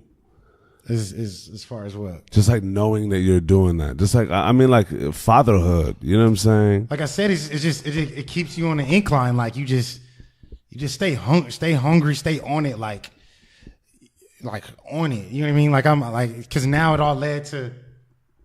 Because when they first was born, I'm like, well, I guess I gotta get a regular job, and I worked at the Bank of America corporate office. Worked at Bank of America, still like fuck, this shit's not me. Like I don't need to be doing this shit. Whatever. Like I'm on like long ass bathroom breaks, like you know that type shit. You know what I mean? Like you know, I'm writing stuff. I'm doing all kind of extracurricular stuff while I'm at the desk, and yeah, I just was like, I just kind of was over that. I actually quit that, so now I needed something more flexible. And then some of my boys I was telling you about, they did like they had like an e-cig company, and then so I was like working for them on some kind of like regular shit, which that was kind of like that got to me because I'm like, yo, these are like my closest friends, but I'm working for them and I'm seeing them glow up the millions, but I'm just only just like not getting that. Like, I'm only just getting what I'm getting. Yeah. But then like the other people that worked there didn't get it.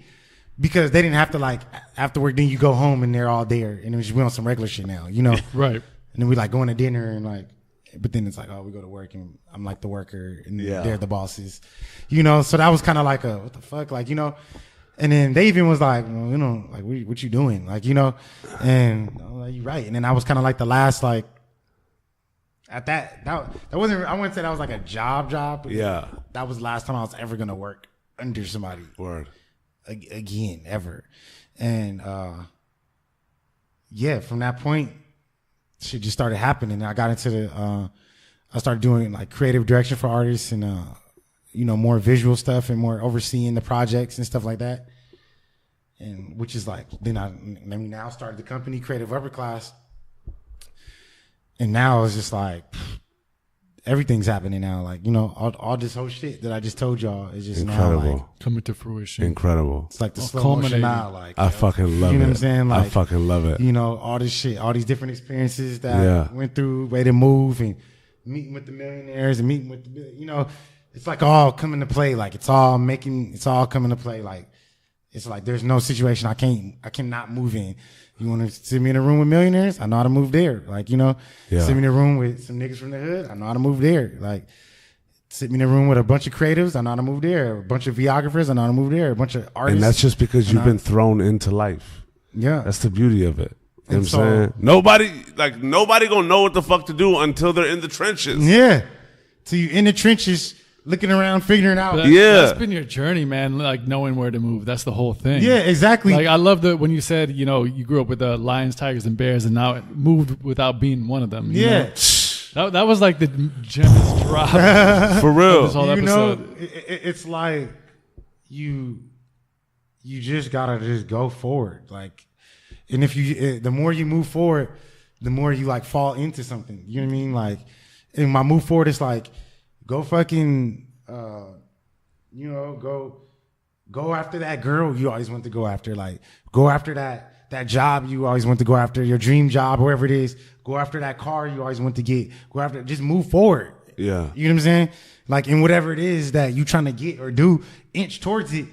And if you don't get that, you're going to get some shit close. You know what I mean? That's going to suffice for you. You know what I mean? Like, that's the thing. Or let you know what it is. Or let you know you're even on the path to getting that. Like, you know what I'm saying? Like, that's the thing. It's like, dog, none of my family has been out the country. And I done been to like a few countries, you know? Yeah. And then sitting in that country, you just like, that be one of the moments. That's one of them. And you just like, what the fuck? Like, you know what I'm saying? Like, you know, like, I'm just getting, you know, you're just going. Like, you know what I mean? There's no like sense of direction. You're just like waking up in places. Like, you know, like you just waking up doing shit someday. Like one day you just wait, like one day I wake up and then like now I'm a painter. And like now, like I just did an art show and I only been painting for a year and a half. And I've like sold paintings and I like did a couple art shows and like people fucking my shit. And it's just like, but I woke up like that. Like, I love it. Weird, right? Like I love it. You know, it's not like I like, you know, and it's like those old things when I tell you drawing all the shit, it just like, I don't know, resurfaced and it just like relapsed in my brain somehow and it picked back up and then that opened up more doors and that allows me to see things more creatively. That allows me to take more hands-on things and yeah, it's like now it's just like this whole world is just like a canvas now. Like I don't even see nothing normal no more and that's okay. Like, you know, it's like when you have like the sixth sense and you can see ghosts and shit. Like I just see just like all these arts and all these angles and all these like emotions and all these fucking lights and I hear all these sounds and shit. You know what I mean? It's you know, like I told you before, it was tripping me out, like driving me crazy a little bit because I didn't understand it, the gift of it, you know. And now it's just kind of like I get it now. Like if you first start hearing voices, like telepathic voices or other people's thoughts, and you're just like, whoa, get all these thoughts out of my head. What's happening? Until you learn how to control it. Like this is what's supposed to happen for me. Like this is my purpose, you know, is to do all these things, you know what I mean, and like connect people to people and things to people and people to things. Like that's my true purpose, you know what I mean? It's like incredible bridging people, you know, and with the whole being a creative director, and that's all it is bridging people, you know. Absolutely. And I just found a way to monetize off of it, and that's all I've been doing is bridging people my whole life. And now I'm just get paid to do it now and bridge ideas and things together and different creatives, put different creatives in a room, see what people come up with. And it's just like, that's everything for me. Like, you know, you can ask him, like, I still, since we met, I do not stop working, man. Like, I love it. Like, I never quit. Like I never took a break from this shit. Like most people are like, oh, I took a year break and I never took a break from when I was homeless, not homeless, when I had money, not money. I never took one break. I can really honestly say I've been doing this shit 13 years consistently, you know, with, not even at a thought that it wasn't going to happen. You know what I mean? I never thought that I would not be lit. I love it. Like, in 13 years, and I promise you, you know, like I really promise you, you know, I never thought for a second, like I ain't gonna get there. It's one day, like, you know, it's like, just go for it. You get there and then you start seeing shit, boop, boop, boop, different things happen to you. And you just like, then it gets to a point where I'm at now where it's like, well, I'm successful.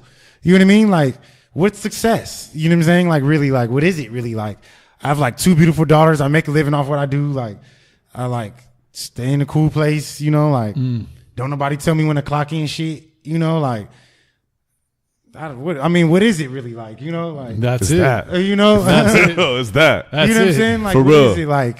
I don't, you know, I guess there's levels. There's always levels, but it's Yeah. like right now, like that's why I say, like, I'm happy in life. Like, I'm not mad, like, Absolutely. at nothing, because everything I worked for, like, I got it now. You know what I'm saying? And I'm getting it, and I'm working harder to get it bigger and more expansive. But I'm happy, man. Like, I all my shit it paid off. Like, you know what I'm saying? Like, I love it. It really did. Like, all that shit, the shit paid off, man. It panned out, and you know what I'm saying? It's always awesome to see. To have your day ones, it's always to see it that was there the whole time. Yeah. To be like, to see it all forming up, like, oh yeah, it's really, you know what I mean? It's really happening. Like, you know, I want to, you know, my sights is more set on, like, because once I got in the business mindset and be able to sit down with these people, it's like I'm a half suit and half creative, and then the kids put more of a suit. Now it's like 75%. Yeah. And I'm just like, now I'm just like a suit that like, I mean, I ain't pretending or acting. I'm just like, I just want, like, I would rather you think I was more creative, but I'm really more of a suit now at this point. Like, just because of the way my mind thinks, it's just my mind, you know, and it's sad. It's just my mind thinks so end goal instead of just like, oh, we're just like living and just vibing. No, but Yeah, you, you know, but you do need that. And I be trying to tell people, it's like I love that, but it's like it can't be that for me. You know what I'm saying? Like, there has to be something to this, like, you know, and so and that's, you know, that's a whole struggle, because it's just like the whole intensity factor is just like, yeah, you got some shit, but it's like it can be gone, so you have to keep this shit up, like you have to work, keep booking shit, keep doing shit, and keep this shit up. Like, this shit never stops, you know what I mean? Until and it's you like, do. until you do, you know. And it's like there was it was like this panel with some dude is like, you know, music or even creating art, whatever it is something where you can die a student. You know, like, I'm never gonna know it all. We never gonna know it all.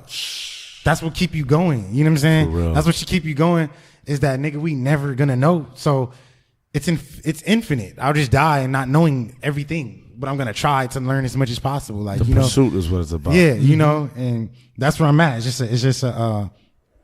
just a sponge right now, man. I'm a sponge hard. it. Like, I'm just soaking up so much stuff, and like on just how to move and like create this, like, whatever it is, an empire or a big business, or because it's like Whatever it becomes. yeah, but yeah, whatever it becomes. But in my mind, that's like one of my talents is even with artists. I was telling you, seeing people's trajectory and be able to see kind of like into the future. Like, I like to consider myself like a futurist, you know, like I'm always looking into the future. I'm always like plotting on future strategies on how to do things and future technologies and like, you know, all these things. Like, I'm never in now. I'm always like next year, you know? Yeah. Like, what's going to happen 6 months from now? Like, I want to be there right now, you know? And when they catch up, I'll go off of it and I'll create another thing. For sure. You guys can have that, you know, like, and, even my whole team, like I said, like, I'm always like predicting these curves. Like, you know what I'm saying? Like, just as somebody can predict a stock exchange curve, like, it's like that just with culture, you know, with me, you know, it's like, I can predict these curves. Like, you know, for example, that camera, you know what I mean? I predict that camera is probably going to be the coolest camera in 6 months. You know, you'll see that Urban Outfitters, just because it'll become a novelty item. Yeah. And girls will put the little furry things around their wrists and they'll For rock sure. it. It'll start becoming aesthetic, like Polaroids and stuff like that. Yeah. You know, but I'm probably maybe the only person thinking that. And everyone looks at me crazy when I pull it out, like, where's your real camera? Yeah. And I'm like, don't trip, it's the wave. Like, Yeah. just hold tight. You know what I'm saying? Just hold tight. And that's always a person, you know, and it's just going to get to a point where that's going to be on a mass scale, though. Yeah. You know what I mean? For sure. Like my, I guess, most current big dream is stage design. I want to be able to, you know, stage design festivals and tours and be able to offer everything in the package, from the marketing of your tour, the merch, the promotion of it, the staging, the set design down to the musical directing. You know what I mean? Like I want to have a whole team in play to be able for just big artists to just show up and just be put in place. And this whole machine's rolling out, like this whole huge machine is just going to roll out, you know, and that's a bigger, like kind of 5-year plan that I'm inching towards. It's like taking, like kind of just stepping in that industry. And, we're going to start with Kamaya. We're doing her Coachella stage visuals. So that's going to be a start to see what it's all about. Awesome. Incredible. You know, and, I have friends that's doing the stage videos for Majid, Jordan, and Khalid, and I call them up, pick their brain all the time. Like, bro, this is what I want to do. How are you doing it? And they tell me. And so it's like, you know, I'm meeting, that's another thing where it's like, oh, you're doing that? Like, I'm meeting it halfway and I'm going to figure that shit out. You know what I'm saying? Like, and when I figure it out, it'll just be like everything. Like, oh, yeah, man, I knew he was going to do it. Like, you know, and it's just like, but I don't, but these, like I said, those moments of solidarity where it's like, don't nobody even get it. Yeah. They're not believing me that that's going to be the next camera. They never believe anything I say. No one's ever believed anything. But nobody going to believe. You know, until it happened. And then it's like, oh, yeah, you did call that. You did do, you know what I mean? So it's like. But I mean, ask those same people, what do they believe in? Exactly. And I realized this is how you gauge it, bro. If people don't understand it, it works. That's what I started realizing. If people don't understand it, it works. No, I started realizing that, like, if you don't get it, then that mean it works. Like, that mean, so people be like, well, I don't get that. I'd be like, yes. Like, I swear, I'd be like, what the fuck? Like, or I'd be like, oh, what you think it is? No, I don't know. I'd be like, oh, for sure. Like, that means I should get it. You know what I mean? That means I'm going to get it. Like, you know, and that's how I've been gauging things. When people are like, oh, yeah, I feel you on the whole tour thing, but it's just like, I don't know how that would make sense. And I'm like, yeah. You know what I mean? Because you don't get it. Anything that becomes big, it doesn't make sense. You know what I'm saying? Anything in anyone, they don't make sense. I love it. It's fucking weird and it's different and it's like, what the fuck are you doing, dog? Like, you know, like I remember even in high school, to vouch again, I might have been the first one for years ahead wearing the smaller shirts when everybody's 5X, 3X. But I was like, dog, this is the future. You know what I mean? Y'all don't see it? You know what I mean? And I don't care if you think if you thought I was gay. If you thought I was weird, if you thought I was this, if you thought I was that, because them same people wear the smallest fucking clothes now. Yeah. I see those same people, I'll be like, look at you, bro. Triple X Pro Clubs, like. I was like, bro, remember all the shit you used to talk. This nigga too, he was a 5X, look at his shirt. His shirt's smaller than me now. You know what I'm saying? It's like people looking, may not, no one says it outwardly, but you look at it like, you know what I'm saying, just because it's different. And for sure. Like, and high school is a real social accepting type Absolutely. of moment. And you're like, nah, I'm not finna get looked at weird fucking with that, you know? Yeah. And it's like, everyone looks like, no, until it works. You know what I mean? And then you're the guy, you know what I mean? So it's like, I've been through that a lot of times. And so even with everything, I don't expect people to understand none of it. I actually prefer it if you don't understand because it's less pressure, you know? It's less pressure to deliver it. You know what I mean? Yeah. If no one believes you, then it's less pressure to deliver the product, right? Like 100%. You know, it's like, well, you don't believe it anyway. Like, yeah, and that's actually, you know, an interesting part of kind of like where you're at now and where you've been going. There's been this no fear through line is what I've observed. Yeah. Your kind of just go mentality, right? That you've had. We're just gonna go. We're just gonna go. We're just gonna go. And with that means we're not going to stop to analyze so much that we're paralyzed or get caught up in the fear of like, I don't know if that's the right move. I don't know if people are going to like that. I don't know if I should be doing this. I spent so much time to find out. I don't know if I should pivot. I don't know if I like all these things. Once that seed plants, bro, it grows fast. And I think your ability to see it through and not really care, or just to see it through regardless if people are going to get on board or not, is actually one of the things that has gotten you to the success. For sure. Not being caught up in the fear of what everyone thinks. It's probably the top 3 things for sure. And I actually admire that about myself. You know what I mean? And that's why I say, if people don't like it, that mean it worked. Because people tell me they don't like nothing I do my whole life, but they end up eventually doing it. But yeah, I mean, and you think about so many things in everyone's journey of like, how much are you doing for other people? Yeah. For what other people think about you? Mm-hmm. Yeah. Bro, validation, bro. Anush was in fucking artist management just because everyone around him thought he should be fucking in artist management. And that was his perception. We do things just for that perception of what people are going to think. And I think your ability to not have that and almost go against that, like, yo, if people don't get it, that's actually a plus. I'm actually against for it. sure. Yeah. I even tell my team, I'm like, if they don't understand it, that means it's good. You know what I'm saying?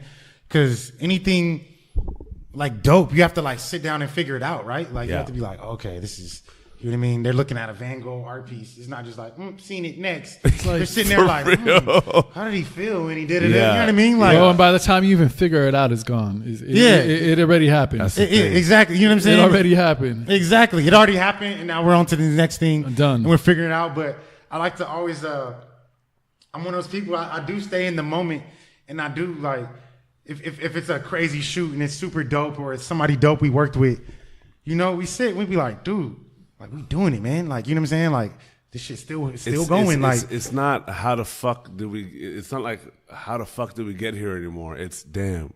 It's like, yo, this shit's still going, dude. Like, at this point, we like, this motherfucker's still going. Like, hell yeah. Like, you know, we more just still on the ride. Like, you know what I mean? Like, this is the ride. Like, we're on it now. You know what I'm saying? And and then we just like hoping like the shit just don't stop. You know what I mean? Like, I doubt that it will, each thing we do, we be looking at each other like, bro, then we just did that. You know what I mean? Or then we get to do this now. Like, you know, like it's not like even with one of our clients, Kamaya, her Sprite commercial recently aired. And she comes same whole kind of story, similar story. She goes through a lot of different things, you know, and that's just as a unit. It's just like. Nigga, anybody can make it, bro. Like, she came from the gutter of Oakland and is on a Sprite commercial with LeBron James. For real. And it's airing. For real. You know what I mean? Like, on that topic, and Anuj asked this question in many ways, but I'm going to ask it like this. Get it, baby. If you could talk to that one person who's listening to this, who's in the same situation that you were in, very similar when you're, you know, entering high school, that maybe doesn't have the exposure that you got to this new possibility in this new life, but has dreams, has aspirations, what would you tell that kid? I mean, I would tell that kid, like, no one's gonna pat you in the back. Like, it's an extremely lonely road, and if you fit for it, you'll be rewarded accordingly, you know. And no, I think that's the main thing is that, like, no one's gonna pat you in the back. Your mom, your dad, get that shit out your head. You know what I'm saying? No one's gonna encourage you. You're not gonna be loved by everybody. You're not gonna be loved. You're not gonna be encouraged. You're not gonna be understood. Which becomes the loneliest. That's where the loneliness kicks in, and you know, and that's also where the self-love should kick in too, and the confidence should kick in, and the drive should kick in right there. And because you understand that's not their fault, they don't understand. Yeah. You know what I mean? I have to understand that it's not their fault that they don't know what a dream is. And your expectation should only be of yourself, not anybody else. Exactly. You know what I mean? Exactly. It's you know, it's not their fault if their parents or their grandparents never showed them that they could be something other than this hamster on the wheel. You know what I mean? So it takes the sting out, because you're like, I can't even be mad at you. It's not your fault. Yeah. Actually, like, I feel sorry for you. You know what I'm saying? Like, I feel sorry for my mom. I feel sorry for my grandpa that they were never taught to be something. You know what I mean? They just taught to survive, like, and never taught to, like, be something. I feel sorry for the homies that didn't, you know, wasn't taught that. Like, you know, like, it's not to be glamorized. I feel empathy for it, like, that you won't ever have that self-love or that confidence to create something like substantial for yourself. Yeah. And that's the thing. Once you lose that, the confidence in yourself, the self-love, and worrying about what this person's talking about, what this person's gonna think.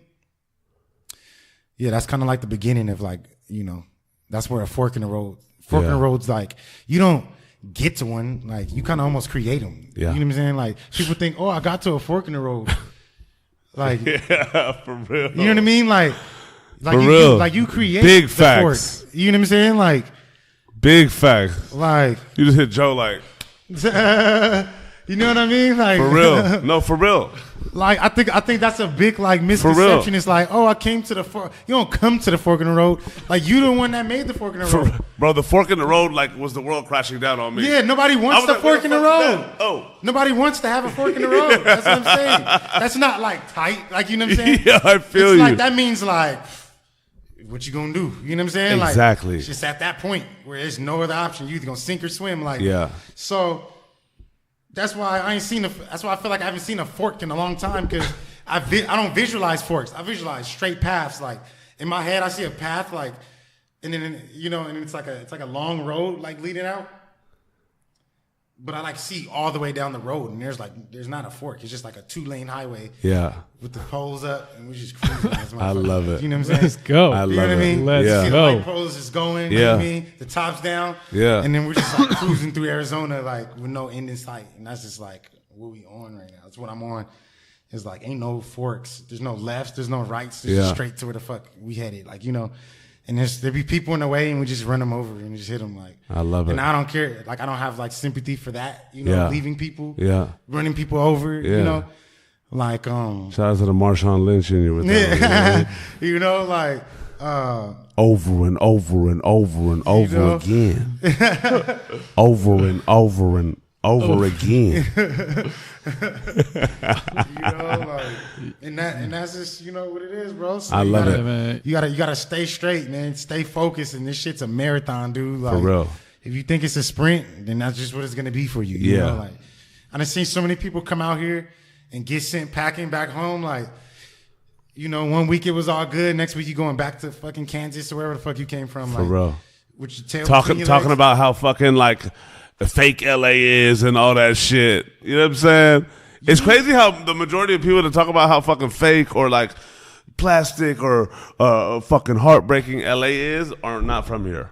No, exactly. And they're lazy as shit. Yeah. They're lazy as fuck. Like, you're like, dude, you just gave up and started being a waitress. Shut up. Like, how are you going to say if people are fake and it's cruel here and you've never been treated with cruelty? Like, at the same time, it's just like what you spoke on earlier. It's like, how you going to know what you want if you never like went to find out what it is? Because even for me, I realized the music management shit wasn't what I wanted to do. Yeah.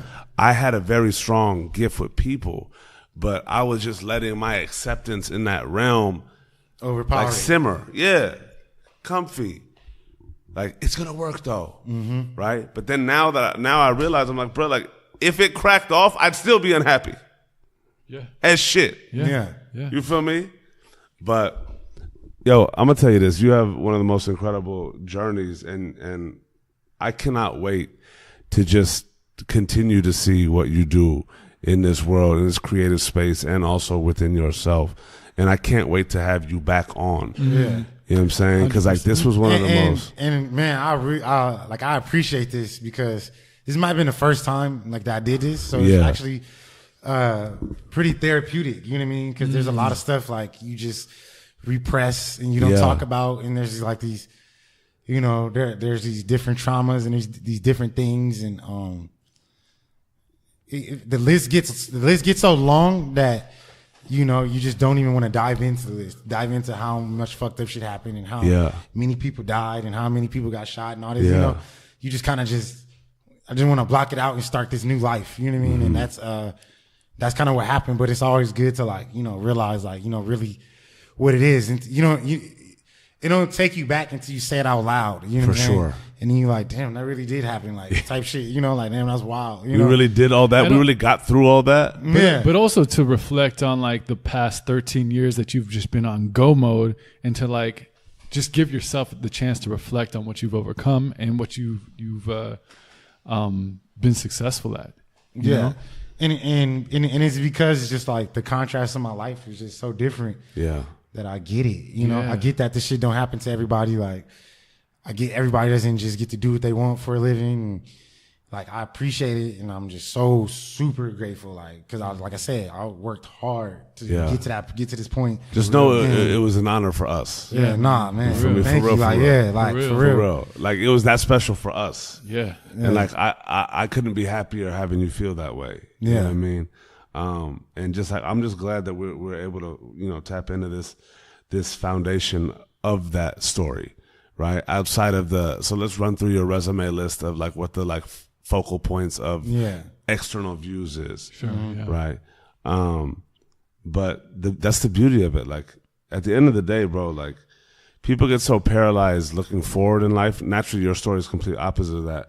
But there's a beauty in being able to stop and just look back. And a la, like, you know, Steve Jobs' Stanford commencement speech, like when you look back, you start seeing the dots connect. And You'll because never sometimes be you able don't to even see realize it. you don't even realize that was dots being connected. Yes. Right. Yes. You know? They may not have been dots. They may have been somebody saying something. Yeah, They may have been- exactly. It may have been an event. Yep. It may have been a traumatic experience. Exactly. But you look Yep. back and it's just aligning. Exactly. It's almost freaky to see it come around. For It's like sure. fucking creepy. It's like, Yeah. wait. You know what I mean? It's like, wait, so that was why this is that. Yeah. You know what I mean? And, Crazy. you know, and it's like, holy shit. Like, you know, like, damn, I never even thought that thing. Like, you know. For sure. Or didn't think that this years later it would just hit me. Like, you know. Yeah. Or whatever the case. You know, it's, like I said, that stuff, you know, is definitely, you know, anybody going through whatever, good, bad, if it's fucked up, you know, it's a shitty situation, however you want to call it. Like you gotta love it, love that. You know what I mean? Yeah. The quicker you go to love the struggle, the easier all this shit is, bro. Yeah. Like, For real. it ain't that easy if you love it. You know what I mean?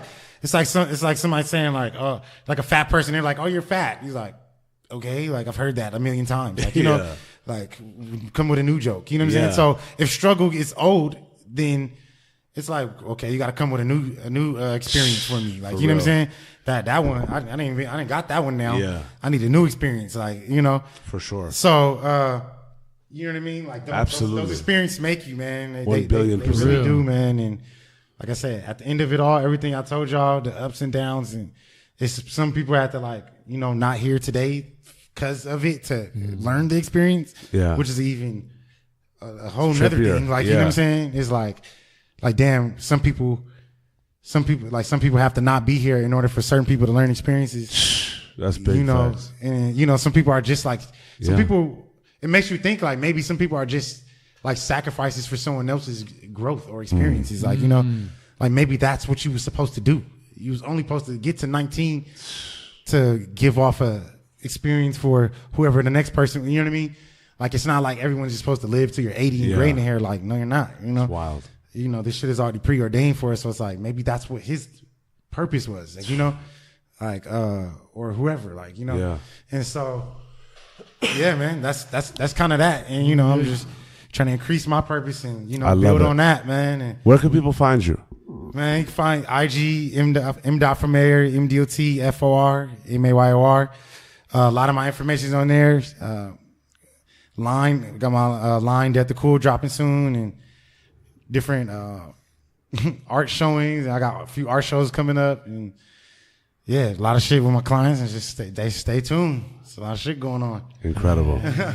Well, thank you, man. This is absolutely thank you guys, incredible. man. Yeah. Very cool, man. Thank Yeah. you. This is Amazing dope. story. Thank you. And we out this motherfucker.